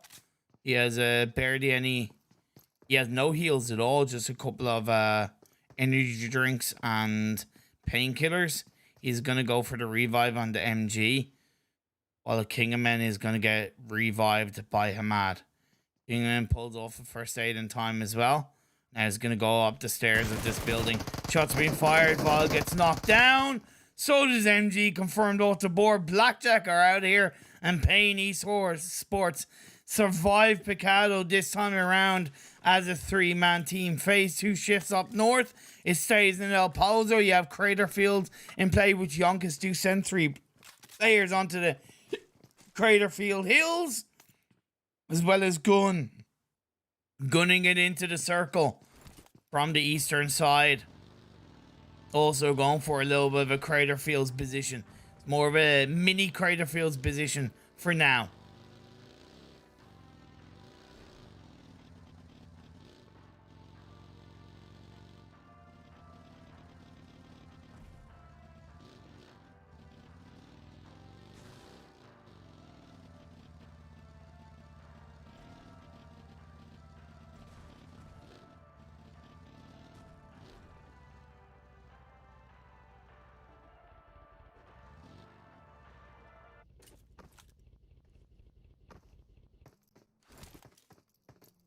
Good play by Gun. They've got onto the Crater Field Hills unscathed, leaving Nerf Me further back for now. G3 Temper in a pretty solid position of phase 2 with his shifting up north. They're more on the southern edge, but so far it's not going to be too bad. A-OK with a pat the headshot bolt onto one of the teams further back. I don't know if it's yeah, A-OK. I think it was that got it. Yeah, leader onto 777. Indeed, 777. Mercury. You want to overpeak that alpha? I wouldn't if I were you, man. M24 against M14 for the overpeaking. Wouldn't advise it, my friend. Wouldn't advise it at all. Storm 4KT now gonna look to take advantage of Pain taking so long to get the squad wipe on the Blackjack. The domino effect comes on through, and Storm 4KT are gonna push on in. Now it's just one player left on his own. Beast outside of the buildings where his comrades got taken out. Aimer gonna be able to pull off the revive. Easy peasy lemon squeezy. The 4-man team is Slime 4KT capitalizing off the back of pain of losing a player early on.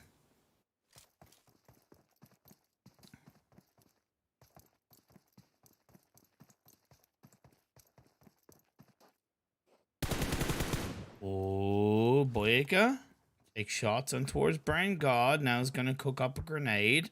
A little bit passive from Yonkous, to be honest. Considering they have 2 up there. Great Molotov gets thrown out. Along with Plaza, that backfire support allows you to get the second knock onto Yonkous. Louis is going to get confirmed up. And that's going to be job done. Great play by Gun. Very, very passive from Yonkous. Now it's just Humanek and Gerbot that's left as a duo. Yeah, very passive. Great play by Gun. Great play by Gun. Nibble now looking up the hill. Infamous, or sorry, should I say KHK? Coming on the north of the ring of crater fields. Still a very risky and tricky kind of hill area to go on through. All things considered, even though Crater Fields is a good area, you really got to be confident in where you are, because El Pozo's very strongly in towards this phase 2. Nobody wants to go there yet, which I think is very clever. It's why you have a spread between you know, 777, AOK, UAE, G3 Temper, and Aphelion Apex, because nobody wants to go into El Pozo. So you have like a ring of teams outside that area in between El Pozo and Monte Nuevo. Lag coming in from behind down on the south side, while Yonkous Gerbot at least does get a knockdown, a little bit of sweet revenge onto Boyka, and I don't know why Boyka is so far away from the rest of his team, to be honest. We do get a central circle shift on phase 3 right into the heart of El Pozo. Who's going to be the first to go there? Now, if I was Aphelion Apex, I would not go there. I would stay on the edge. I would stay exactly where you are. Same with G3 and same with UAE. For AOK and 777, actually no, 777 stay there. AOK also probably stay there, actually, to be honest. I would, yeah, if I were all these teams, I'd stay there. G3 are choosing not to. Shady's going to push in ahead, followed by 6 God Flacco, and then, of course, a Gunna. So they are committing to the basically the southeastern edge of El Pozo. If you're going to go into El Pozo, go on the edge. Same with Lag. Lag are on the western edge of El Pozo. That makes sense, but they are going to get possibly a little bit less information. Don't go too deep into El Pozo, though, G3. Yes, you want to split up as a 2-2. That's healthy, but I wonder if that's a little bit too deep. We'll have to wait and see.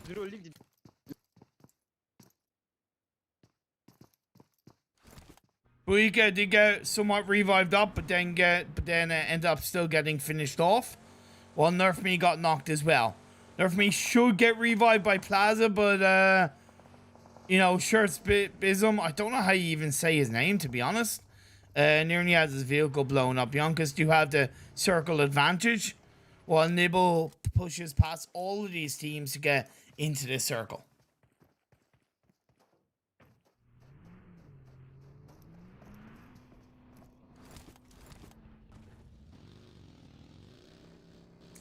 A risky push by 777, to be honest. Slime 4KT gonna push in Aphelion Alpha, or sorry, Aphelion Apex.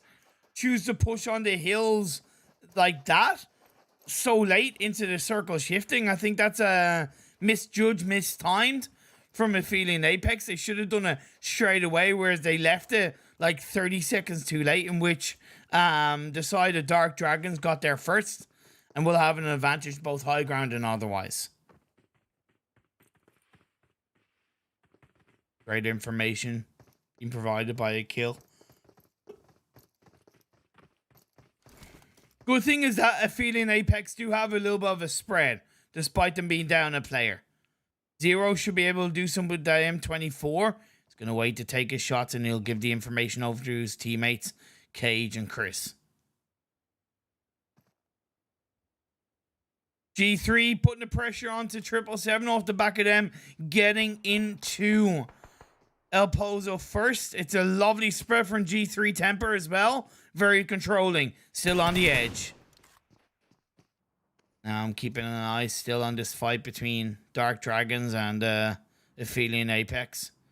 Aphelion Apex down on the low ground. You have Dark Dragons on the high ground. Dark Dragons got there first, but Aphelion Apex still able to stick within it off the back of losing a player.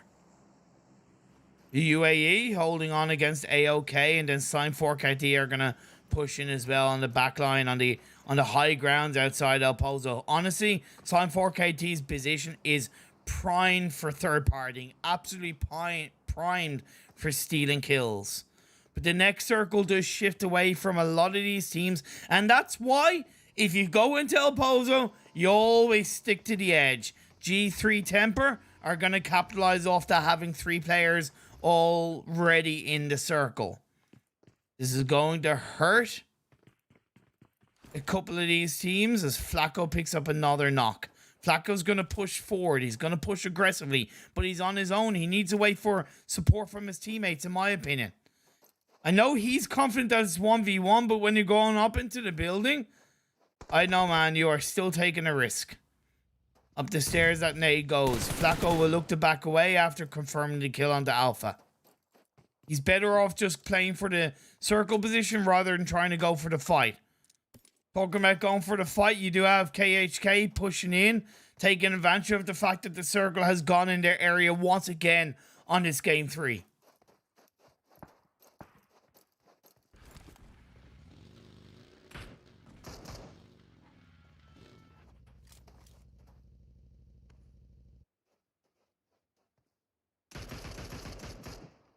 Nice. Sully from KHK picks up that kill. That's going to be taking the players out from behind. Allows KHK to be a bit more controlling, looking down the south side of the circle shifts. Nice rotation from Slime 4KT around the western side of El Pozo to come in via on the northwestern edge, or sorry, northeastern edge of El Pozo and the western side of the circle. That's really healthy. Lag got in there as well, but they don't have, in my opinion, as much control as Slime 4KT. G3 indeed did opt to stick for the kind of center circle position, which is going to benefit them massively. UAE could still do something, even though they're on the southern edge. They can massively pull something out of the bag. The fields of El Pozo, although they're incredibly painful at times, this kind of circle where it's a half El Pozo, half mountain, well, it's actually third El Pozo, third mountain, and third fields, that could still play off for them because there's a number of hay bales, and if the circle shifts down south, although they are opting for that edge of El Pozo after getting a little bit of information, it could still work out for them. That's my point. It could still massively work out for them. I'd worry about Dark Dragons and Aphelion Apex. Oh, 2 players of Dark Dragons have gotten knocked down, and it's Blade and Darja left up. Nero gets confirmed. Cage being put under pressure by Darja while the revive is being pulled off. That's pretty solid teamwork from Dark Darja, don't overpeak it though. Don't overpeak as the next circle does.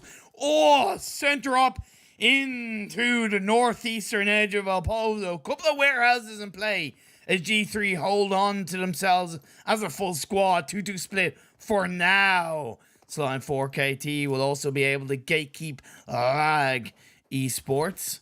They might even want to push in sooner rather than later, or maybe even allow them to come to, for Lag to come to them. Of course, Lag gonna have my man around the Coliseum train that's inside the circle, might be able to provide a level of support. Of course, he is under fire a bit from G3 as G3 takes shots on a couple of teams around him. Pronto goes down. That's going to be great for the side of Lag. Really good. That's why Fantasy pushes in onto the Coliseum as well. This is so good from Lag. So good. UAE going to put the pressure on to G3, possibly indeed. G3 have a couple of players on the roof, so they're going to have to be careful about that. That's why I said the fields could be a little bit imperative for UA surviving and striving in towards the latter parts of the game. We do see KHK pushing in down the mountain into the warehouse play, but it's going to be them under a little bit of pressure. Sleepy gets knocked down by Dark Dragons. That's good by Dark Dragons on the outside of the circle, with the blue zone now starting to close in. Lag have a player knocked down. Make that 2 players knocked down. They're down to just 2 now. My man and Fantasy, the 2 players that got into the Coliseum. Fantasy, you're actually going to drive across and go for the revive with the Phase 5 closing, and I don't recommend it. I do not recommend it. UAA, you're also going to have to deal with the fact that the blue zone is closing in. Aphelion Apex going to be able to gatekeep them. So will G3 Temper. But G3 Temper have a number of fights that they need to look to take. Is A-OK? Not looking okay so far. Yonkous get taken out. 9 teams left standing. 26 players. UAE. Lovely play by Six God. He's going to get knocked down at the hands of the vehicle, blown up. Shady. Low ball a grenade down that hill. You got the shots required. Indeed, he uses the gun. The barrel is going to come into power play. Confirm that kill. 9 for G3. Looking for 10. Looking for 11. That Molotov was perfect. It was perfect. And Flacco's grenade is going to help seal the deal with the final blow dealt by Shady. And G3 controlling this game wonderfully. This could be 2 chicken dinners in a day for G3 Temper.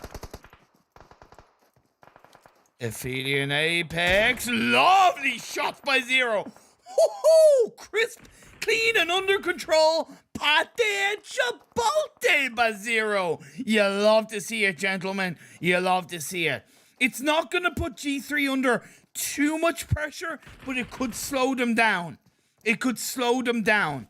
For Aphelion Apex, that does give them a little bit of an entry point. They move across the road. They move across the road. They see the smokes ahead of them. Dark Dragons and Aphelion Apex are now going to start battling on suit, although Dark Dragons seems to be rotating away.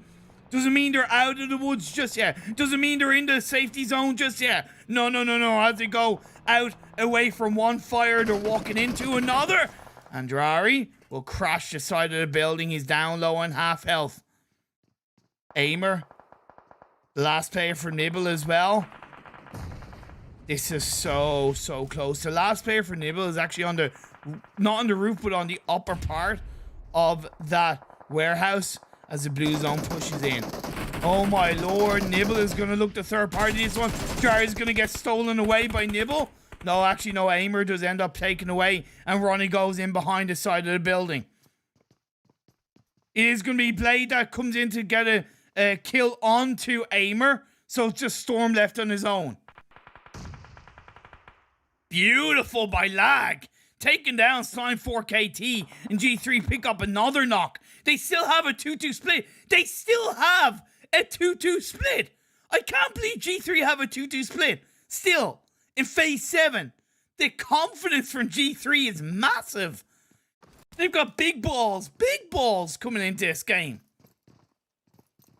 15 kills from G3 Temper. They have 1 player now inside the circle. One player has secured their spot. Fantasy from Lag is also in a building, but outside the circle. 777 get finished off. 3 teams left, 6 players. You got 4v1v1. This is G3's to lose. Blade, furthest away from the circle. At least 2 G3 players in front of them. Shady on one side of the warehouse, Gunnar on the other. For Fantasy, he's going to hit the blue zone later. He's only got 1 first aid though. Blade will go down. Not quite yet. Not quite yet. It's a matter of survival. As Fantasy looks to exit the warehouse, he's going to get taken out. That is G3 picking up another kill. And now they just have one more victim to look for. 17 kills and looking to secure this game. It doesn't matter if they find Blade, because in my eyes, in their eyes, they are happy with this fantastic result. But Flacco, he knows where Blade is. He's actually going to push in. He's actually going to push in, even if it means he gets knocked. He's pretty sure he can secure that kill. Unfortunately, Flacco gets knocked down, but Blade is going to go down, and that is going to be a chicken dinner from G3 Temper. 2 in a row, baby. 2. Not in 2 in a row. 2 in one day for G3 Temper. They literally took so many fights. And I mean so many fights.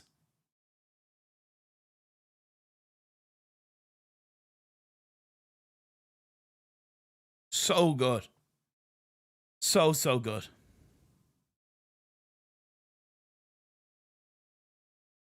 So good. I'm just waiting to turn my line on. Bingo. So you can actually see my face. Let me just take screenshots as well.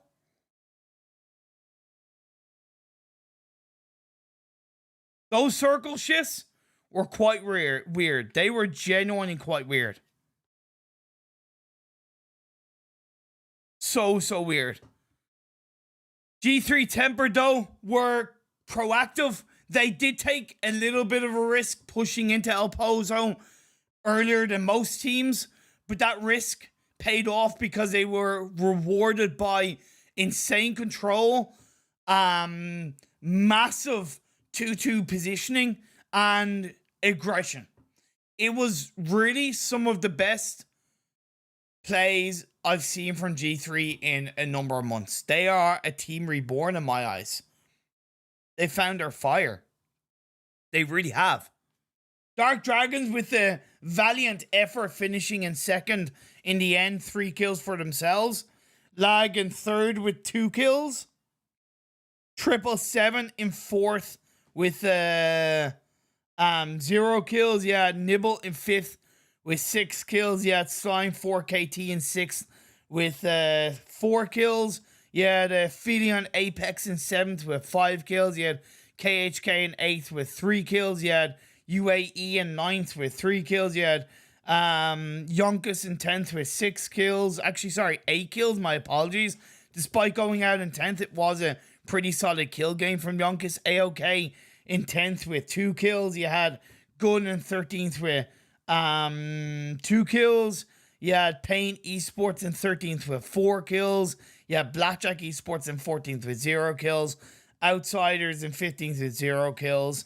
16th was ScrimFarm with 1 kill. 17th was Spaza Gaming. Spaza Gaming with 0 kills, and Existence in 18th with 1 kill. I'll tell you what, the Miramar game, it might have had to have been restarted, but it was certainly worth it. It was certainly worth it. Similar playing path, a little bit more up north. Extremely similar phase 1 circle. Like, massively similar phase 1 circle than what we saw on the defunct Miramar game. I respect how most of the teams positioned. I think Gun missed out on a pretty big opportunity, considering they took down a couple of the Yonkous players, and then they didn't seem to do anything with it, and they got picked off one by one. Aphelion Apex, I think, missed the boat by, one, leaving it too late to go up the crater field hills, and two, even going up there in the first place, considering they didn't go there on the previous circles. Like, in my eyes, if they were going to go up those mountains, they should have done that in the first circle. Not gone where they went to. When they went to where they went to, that's where they should have stayed based on the circle shift. Right? Unless it went to the east. If it had gone to the east or the southeast, I would have got them disengaging. But because where they were heading up to kind of Crater Fields, Chungus Mountain Hills, which is still on the southeast, sorry, northeast, should I say, compared to just where they were in the east, it was too late. It was really too late. And that kind of little decision making can go against them in the future. So if they clean that up, Aphelion Apex, I definitely think you have more in the bag. Definitely more in the bag. Yeah, other than that, a good game. Real good game. Lag, very impressed with what they did coming in from the west. Same with Slime 4KT, to be fair. I think their wraparound using the west of El Pozo was incredibly valuable, and it allowed them to not only get them a couple more kills, but a much better placement result. A much better placement result.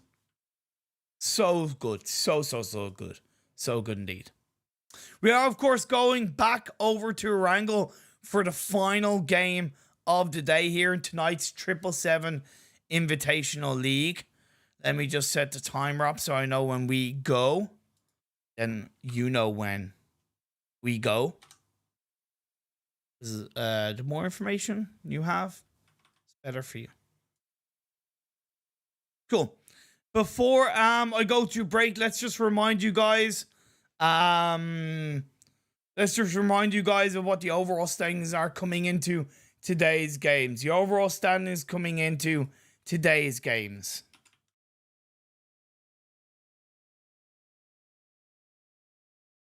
The overall standings coming into today's games are as follows. KHK in first, Slime 4KT in second, Undisputed AE in third, Yonkous in fourth, and G3 Temper in fifth. Those are the overall standings coming into today's games. So 3 games down in today, 2 chicken dinners from Temper, and then you had a chicken dinner from KHK and Sanhok.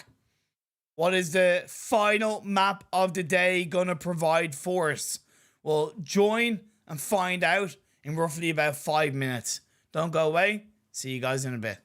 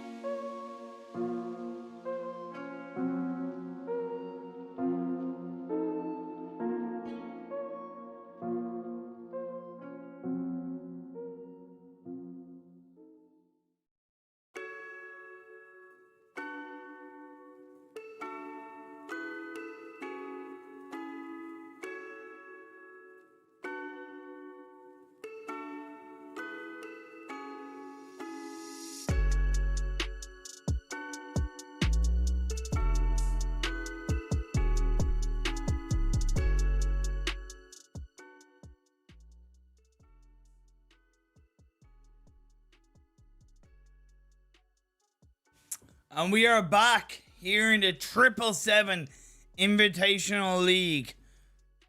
I'm Imperium. Welcome to the stream. Welcome to my channel. And we are getting into the final game of the day. Let's transition it through, not wasting any more time. Yes. We do have, fortunately, a drop in a couple of teams for some reason. 59 players. Feels bad, man. Maybe people got a little bit butthurt. Maybe they couldn't join. I don't know. But either way, we have a very, very southern plane path. Going from the east to the west. It's going to be a little bit tricky to deal with for the most part. Won't be bad for our current stars of the day. G3 Temper 2 chicken dinners.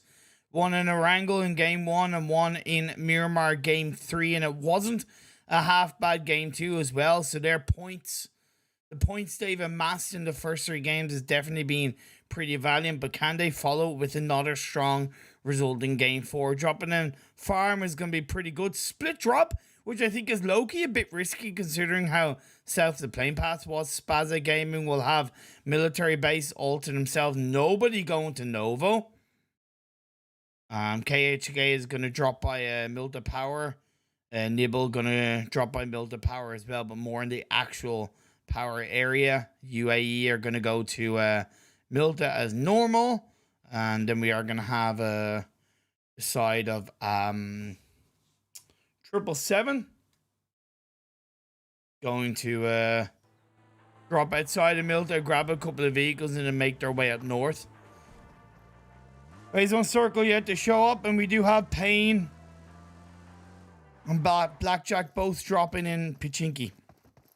Okay, so this is a battle that both teams obviously are stubborn about because of the fact that they drop in Picado together in Miramar, and they drop in Pachinki together in Erangel.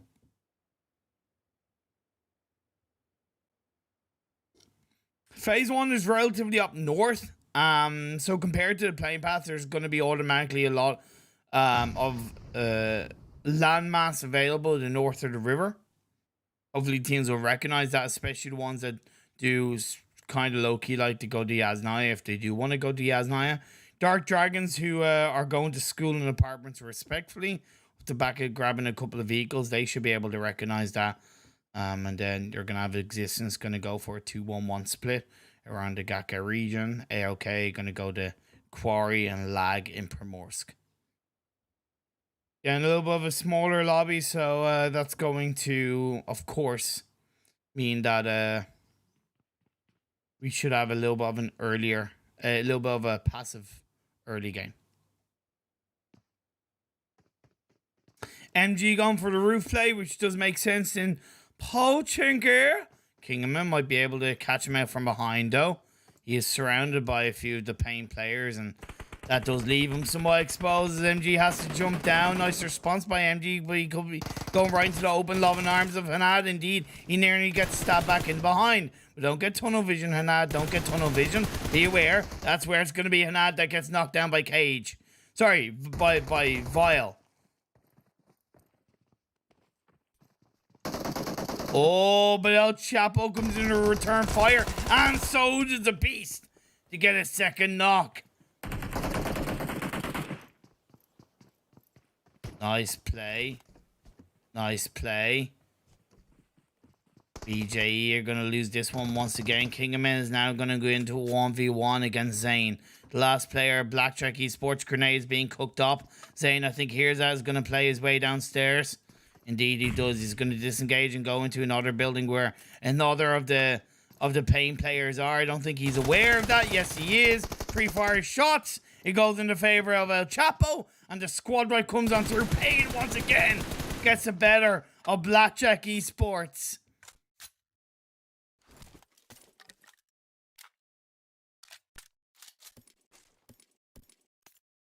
Good stuff by Blackjack Esports.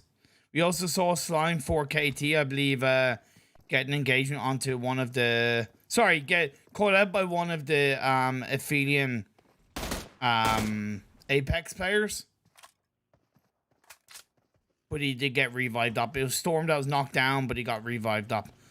Aphelion did lose a player, Blessing, and Chris, actually, crap, so has gone against Aphelion.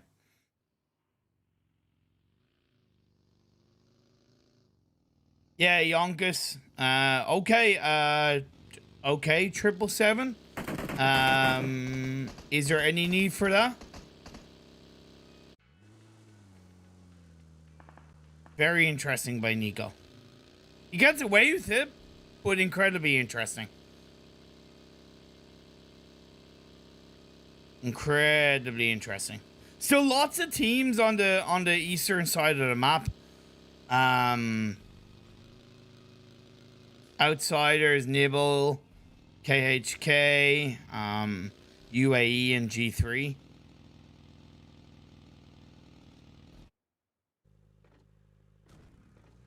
Witty for Nibble is going to be, going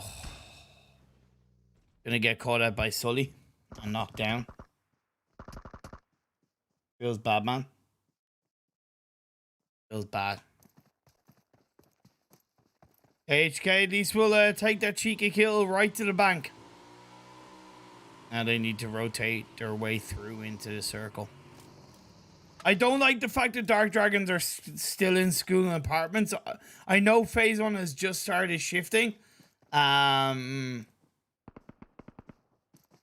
I still don't like the fact that they're still in school and apartments.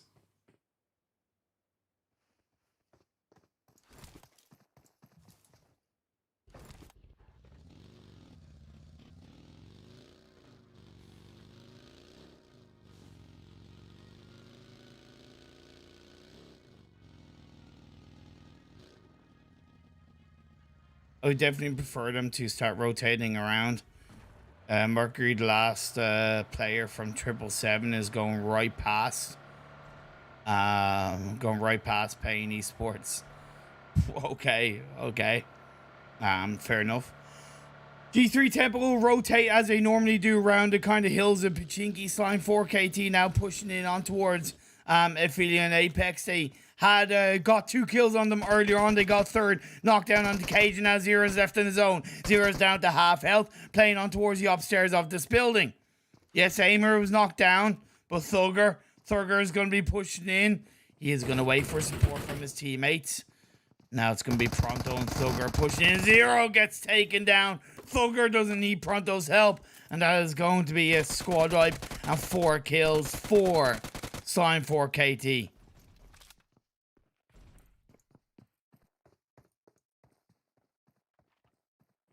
Yonkous playing around the Roshawk area. Dark Dragons do start disengaging away from school and apartments, and instead of going for a direct rotation onto the Headshot Hills compound where they have information on, they're choosing to go up north. On one hand, I don't mind that because it's north of the river, much higher chance that there's going to be less teams there, but I would argue that that is in theory a little bit too late into the circle shifting into the blue zone. Moving in, so to speak, where there's a much higher chance there are going to be teams around you despite you being close to that area. G3 going more and towards north of Pachinki, which is in itself a little bit interesting. I expect them to go onto the South Pachinki Hills, to be fair, but I also respect it because that Phase 1 circle is...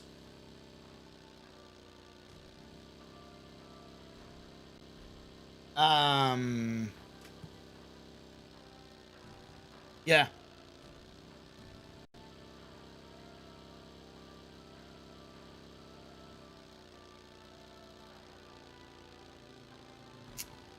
But they're going for a deep rotation. Again, I find that risky from Shady and the crew, but I can respect it. I think in a more competitive lobby, that would go against them. However, this lobby, they're not really getting punished as easily. There's less teams crowded in around them, less team security crowded in around them. Therefore, that leg rotation is paying off. Like, Lag are still rotating this late into phase. Well, actually, it's only halfway, but I'd still consider it late enough. We're nearly 10 minutes in.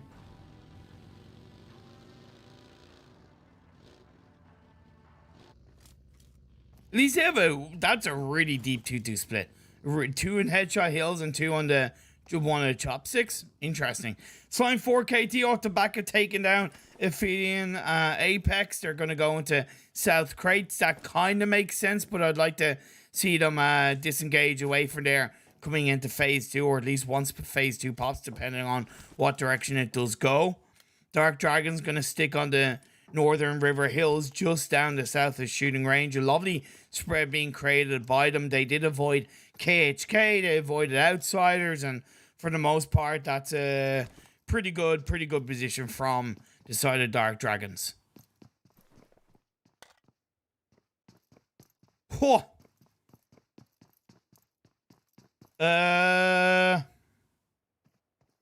Pain? You want to talk about it, Pain? Did you get caught by the red zone, Pain? Would you like some medical help? F in the chat for Pain, guys.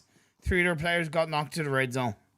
Phase 2 does pop up, and it does continue to shift to the west, if anything, northwest.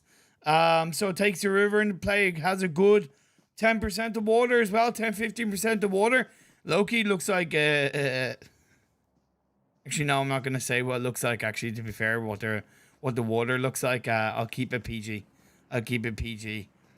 These players are not gonna keep it PG on their rotation into this phase 2. Gonna try and find a strong position. Dark Dragons reacting pretty quickly, but Nibble rotating and wrapping past them, sash around.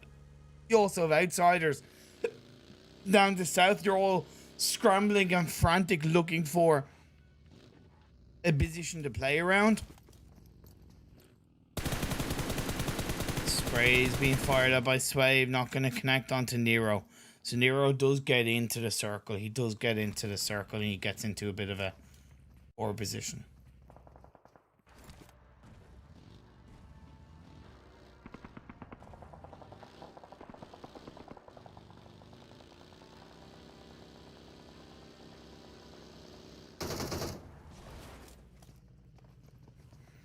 However, outsiders are going to push in onto Nero, not realizing that his teammates supporting him. There is a little bit of a third party from Slime 4KT, so Dark Dragons will have to be aware of that. All they need to do is stick to the other side of the building, in which Slime 4KT are not going to be able to catch him out, but that's going to slow them down somewhat. Swave and Pounds pushes in. Nero is going to backtrack away to join up with his 2 comrades, his 2 teammates. Great disengagement from Nero. Mollies and grenades are at least going to continue to put the pressure onto Nero, not allow him to get as close as possible to his teammates. Good play by outsiders, but Nero able to dance around extremely well. Pounds unfortunately not getting caught out by Slime 4KT. These unfortunately for Dark Dragons, as Dark Dragons would ideally prefer that grenade being cooked up by Pounds. Counter grenade by Nero. Let's see if that one's going to get cooked. Hit off the door car. No, not quite. Not quite. Molotov being thrown in there as well. I would say that's a couple of poor mollies and grenades from Pounds. I really feel like they could do better. A kill of Dark Dragons in my eyes. I don't get why they're not pushing in, because if he pushed them massively, they could take down outsiders just like that. However, maybe it's Kato that's stopping them in his tracks. A Sway picks up a lovely nade knock on the blade. Lots of smoke's being thrown out in through these buildings from both teams. Sway pushes down. He now knows where Nero is. He's gonna push in on Nero, looks around his corner, gets a knockdown, but Nero responds, however, in through the smokes.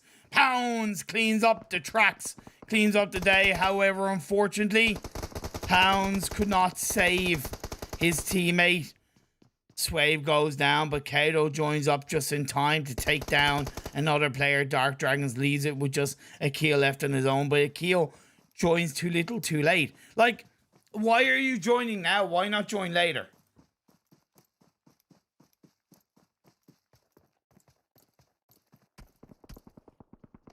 Akil?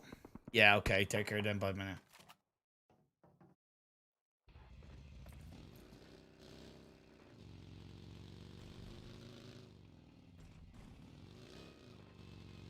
Hey, Courtney, you're a moderator now. You happy? Damn it. Everest held on to by G3 Temper. Possibly not as heavy of a spread as I would like. However, they do seem to be sticking to one side of Everest, which I'm definitely a massive fan of, which in this case is the eastern side. In my eyes, the eastern side is better off to hold down, as well as better off to also pick up a couple of kills from. UAE gonna push in, just as I say that G3 does get a knockdown onto Yonkous, and 777 going to be put under a little bit of pressure by UAE. UAE moved into the Cathedral. It's going to be a higher elevated position, but 777 do have the buildings in play. Outsiders loses another one at the hands of KHK, I believe, if not signed 4KT from the background. KHK overtaking the mark that was held onto by Dark Dragons for a small period of time. Payne still waiting to move in away from Pochinki, staying on the church. The next phase is about to pop up. We do have existence on the western side of Everest, just outside Hospital. They do have not a lot of information as the circle centers up quite nicely. Everest is in the heart of this phase 3, and G3 are laughing right now. For UAE and 777, they should stay where they are, because in my eyes, at least they're able to move in little by little, get a bit of information on what's around Everest terrain. Whereas for the teams between the north of Everest and the south of Everest, that's very risky, because however you position yourself, you really don't have that much information. Matrix slowing down 777, but he's on his own for now. He's on his own. If he's looking for the engage, he's going to need help from his teammates. He goes on the outside of the building, avoiding those grenades. And now UAE, the cavalry, is going to arrive. Two of their players pushing in, keeping Inspector on the support backline. That does make sense, but Inspector is going to have to be Inspector Gadget and gadget his way into those few shots onto 777 if he's going to be effective for his side. DP28 is a good gun to pull that off.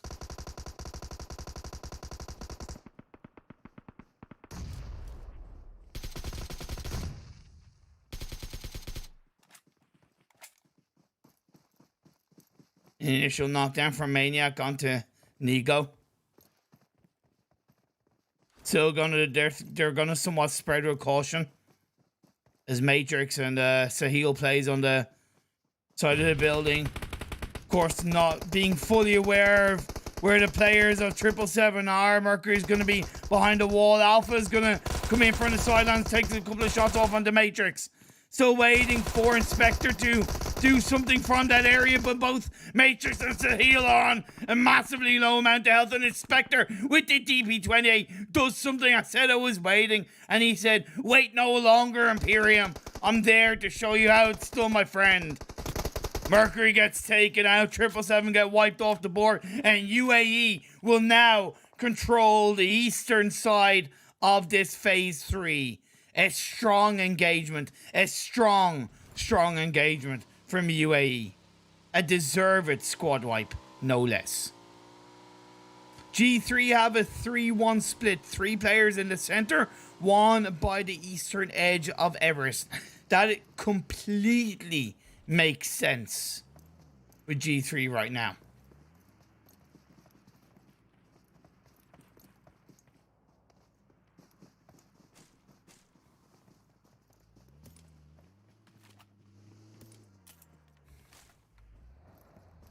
Waiting for the phase 3 blue zone to close in. You still have AOK down on the southwestern edge of the circle outside Gatka, looking for a little bit of information. Might have an idea that there's a player / team in that direction because he sees the vehicle. What he doesn't know is that it is only one player of Spaza Gaming laying prone on the truck bed of the dilapidated truck. Oh boy. Horace. Really, man. Yeah. Should I sing you a song while you're waiting? Hello, darkness, my old friend. I've come to talk with you again. Okay, back to the game. As phase 4 does shift to the east, that's going to be so valuable for UAE. Also, Yonkous looking good in their current position. They did have a player knocked down at the hands of G3, but he was revived up. Makes sense. G3 now have a 2-2 split with 2 on the eastern edge of Everest, 2 on top in the middle of Everest. But what I would low-key recommend is I would actually low-key them having 3 players on the eastern edge and have 1 player down. But what I like about that 2-2 split is they're thinking, oh, teams might look to creep up on Everest from the western side of outside the circle, so we should have 2 players there on the back line so we don't get stabbed, and I really like that. Lag wrapping around on the north side of Everest, going in a little bit blind. 3 of their 4 players in vehicles. Not really sure where they want to go. They're now going to go across the road into the arms of KHK. Oh no, 1-9 gets 1 6 foot under, and down he goes. Down he goes. AOK is a 3-man team, also going to feel the pressure of teams rotating in, whether it's outsiders, whether it's G3. They really have very little places to go. Very little places to go. 777 A-Man is going to creep in on the coastal line of the mainland.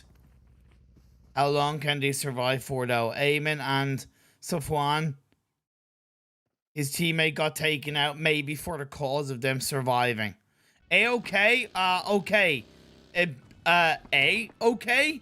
How are you surviving? And if so, how you're surviving, how much longer are you going to survive for? You've basically gone around the world in 8 seconds, or around the circle in 8 seconds, wrapping around on towards the middle part into the loving arms of Yonkous, and Brengod gets knocked down for that. Why were you over peaking Brengod on your own like that? Luckily you'll get revived, because all AOK want is just a little bit of space. Like, leave me alone, Yonkous. Just let me breathe. I've driven for like 8 seconds. I need to relax.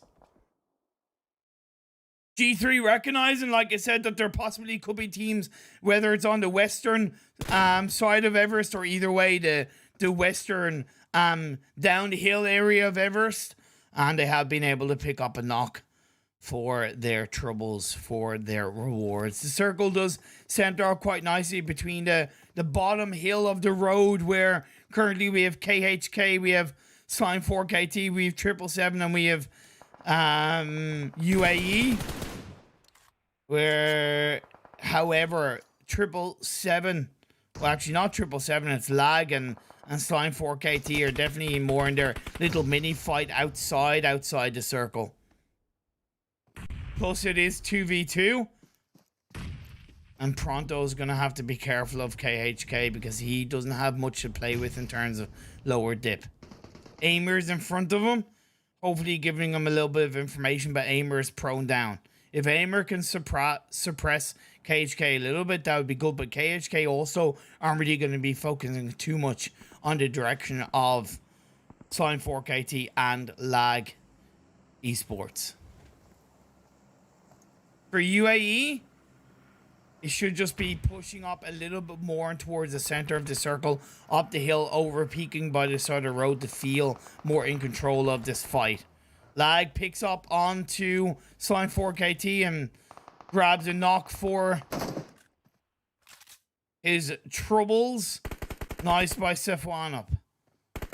That leaves Aimer on his own as the last sole survivor for Slime 4KT, and is not even inside the circles of blue zone.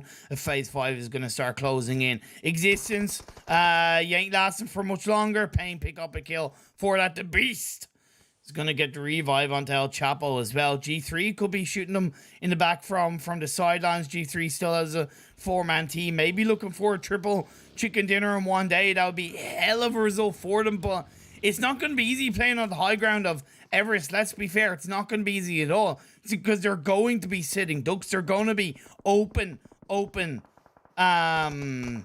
bodies. And Pain. Oh my lord. They try to play on the edge and they do suffer a casualty. Henad and Kingman left on their own. Now the players of G3 have something to focus on. Spread out quite nicely across this Everest plain, this Everest terrain. Yonkous could also take a couple of shots off on towards the plane, and indeed that's going to be the case. Kingaman gets knocked down. G3 are aware that G3 could be looking a little bit more as a lovely grenade gets thrown down. And I don't think even G3 are aware of that. They do now become familiar with the fact that there's nobody in front of them. UAE do end up taking down Lag. Lag tried to hold on. AOK still have 3 players up, but they do have a valiant Yonkous in front of them. A nice rotation from AOK previously has benefited them. The circle centers up. Nobody's inside the circle. Nobody is inside the circle. Luckily, a drop comes through, and Shady's quick to get to it. Fresh level 3 gear aboard. Woo, woo, woo! Let's get the show on the road. G3, 5 kills so far. Looking for another bunch of kills and hopefully that juicy chicken dinner to end the day. A double in Erangel and 1 in Miramar would definitely be a perfect menu for them. KHK, you have Sully across the road on the northern edge of the circle. However, I wonder if G3 are aware. I think they are. But I don't think he can see Shady right now. He can't see Shady. Gunner might be able to. Gunner's going to take a couple of shots. That's pretty good. But now the rest of KHK are going to come in. That's going to be a knockdown onto Gunner. Nice knockdown being followed on through from Hansley. Nice knockdown from Hansley onto G3. Six Scott is going to have to push in on foot. Gunner is going to be crawling his way through. Most likely will end up going down to the blue. Indeed, that's the case. Hansley hooks up a grenade, looking for Shady, but he's going to get knocked down by Six God. Nice one by Six God. So important. Overextending with that grenade did not help them at all. And now as the circle does shift down south, Yonkous are in the foreground, the foregrip of taking this chicken dinner. It could go either way, though. It could go either way. As Jarbot knocks down Marcia. 5 teams left. G3, KHK, AOK, Yonkous, and I believe UAE. UAE Matrix is looking for Inspector to go for the revive. Good stuff, but time's ticking. 23 seconds until the blue zone starts closing in. Leader knocks down the Spectre once again. Thompson in the hands of Matrix. He's going to try and switch gun, but gets taken out before he has a chance to. Good play by AOK. Yonkous. Flacco with the squad wipe. A beautiful double nade from Flacco from the distance. Helps to clear things up and keeps them in the circle. Flacco, the genius for G3. That's what the G stands for in their team name. It stands for genius. And my lord, Flacco on the spray, the leader. And now it's Baker left on his own for KHK in the blue. As well as the last player up for AOK, also now in the blue. G3 wiping up the board. 10 kills and a triple chicken dinner in day 3 of the 777 Invitational. My lord, this is so good. Baker knocks down Luden, but in the end, it doesn't matter. It does not matter, because G3 Temper get the chicken dinner. 3 chicken dinners in one day. A back-to-back, baby. This team is on fire right now. On fire. They look so confident. G3 Temper look so damn confident. Maybe it was the IGN change from Shady to Bruden. Maybe that's all they needed. I'm still calling it Shady. I don't care. But still. Flacco with that double nade kill onto Yonkous allowed him to push down onto the rock. That gave G3 so much more of a spread. They held on to Everest, but their spread across Everest was perfect. And I mean perfect. They covered all their grounds. It wasn't too spread out. It also wasn't too deep. It was pitch perfect. As the circles did shift to the east, it did become a little bit trickier for them moving down the eastern side of Everest. But because they had some early circles strong positioning on that terrain, it meant they were in a much better control in the late game. KHK, though, did end the day on a strong note. Second place with 9 kills. They were our current leaders coming into day 3 of the 777 Invitational. AOK finishing third with 6 kills. Yonkous in fourth with 4 kills. UAE in fifth with 3 kills. Lag in sixth with 1 kill. Pain Esports in 7th with 6 kills. Slime 4KT in 8th with 6 kills. Existence in 9th with 1 kill. Spaza Gaming in 10th with 0 kills. Outsiders in 11th with 3 kills. 777 in 12th with 0 kills.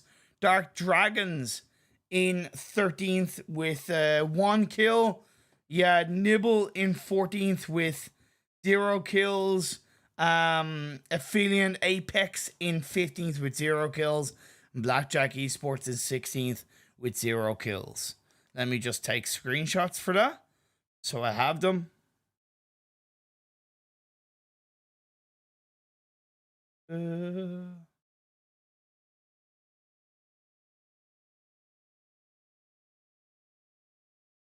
Bingo. Cool. Man, what a fantastic day. What a fantastic day. Like, obviously we had the restart, which was a bit frustrating in Miramar, but that restart was worth it. The games were worth it. And I'll tell you what, I'm pretty damn impressed. Pretty damn impressed with a number of these teams. A number of these teams. Strong, consistent, aggressive at times. Still a lot more to go in terms of the evolution of the scene in the African region. But when you're talking about a starting point, when you're talking about kind of, you know, holding your heads up high, these teams can genuinely hold their heads up high. Trust me, they can. They absolutely can. Unfortunately, there's going to be no leaderboard scores shown at the end of the stream. They will be updated in the 777 server and on the 777 socials.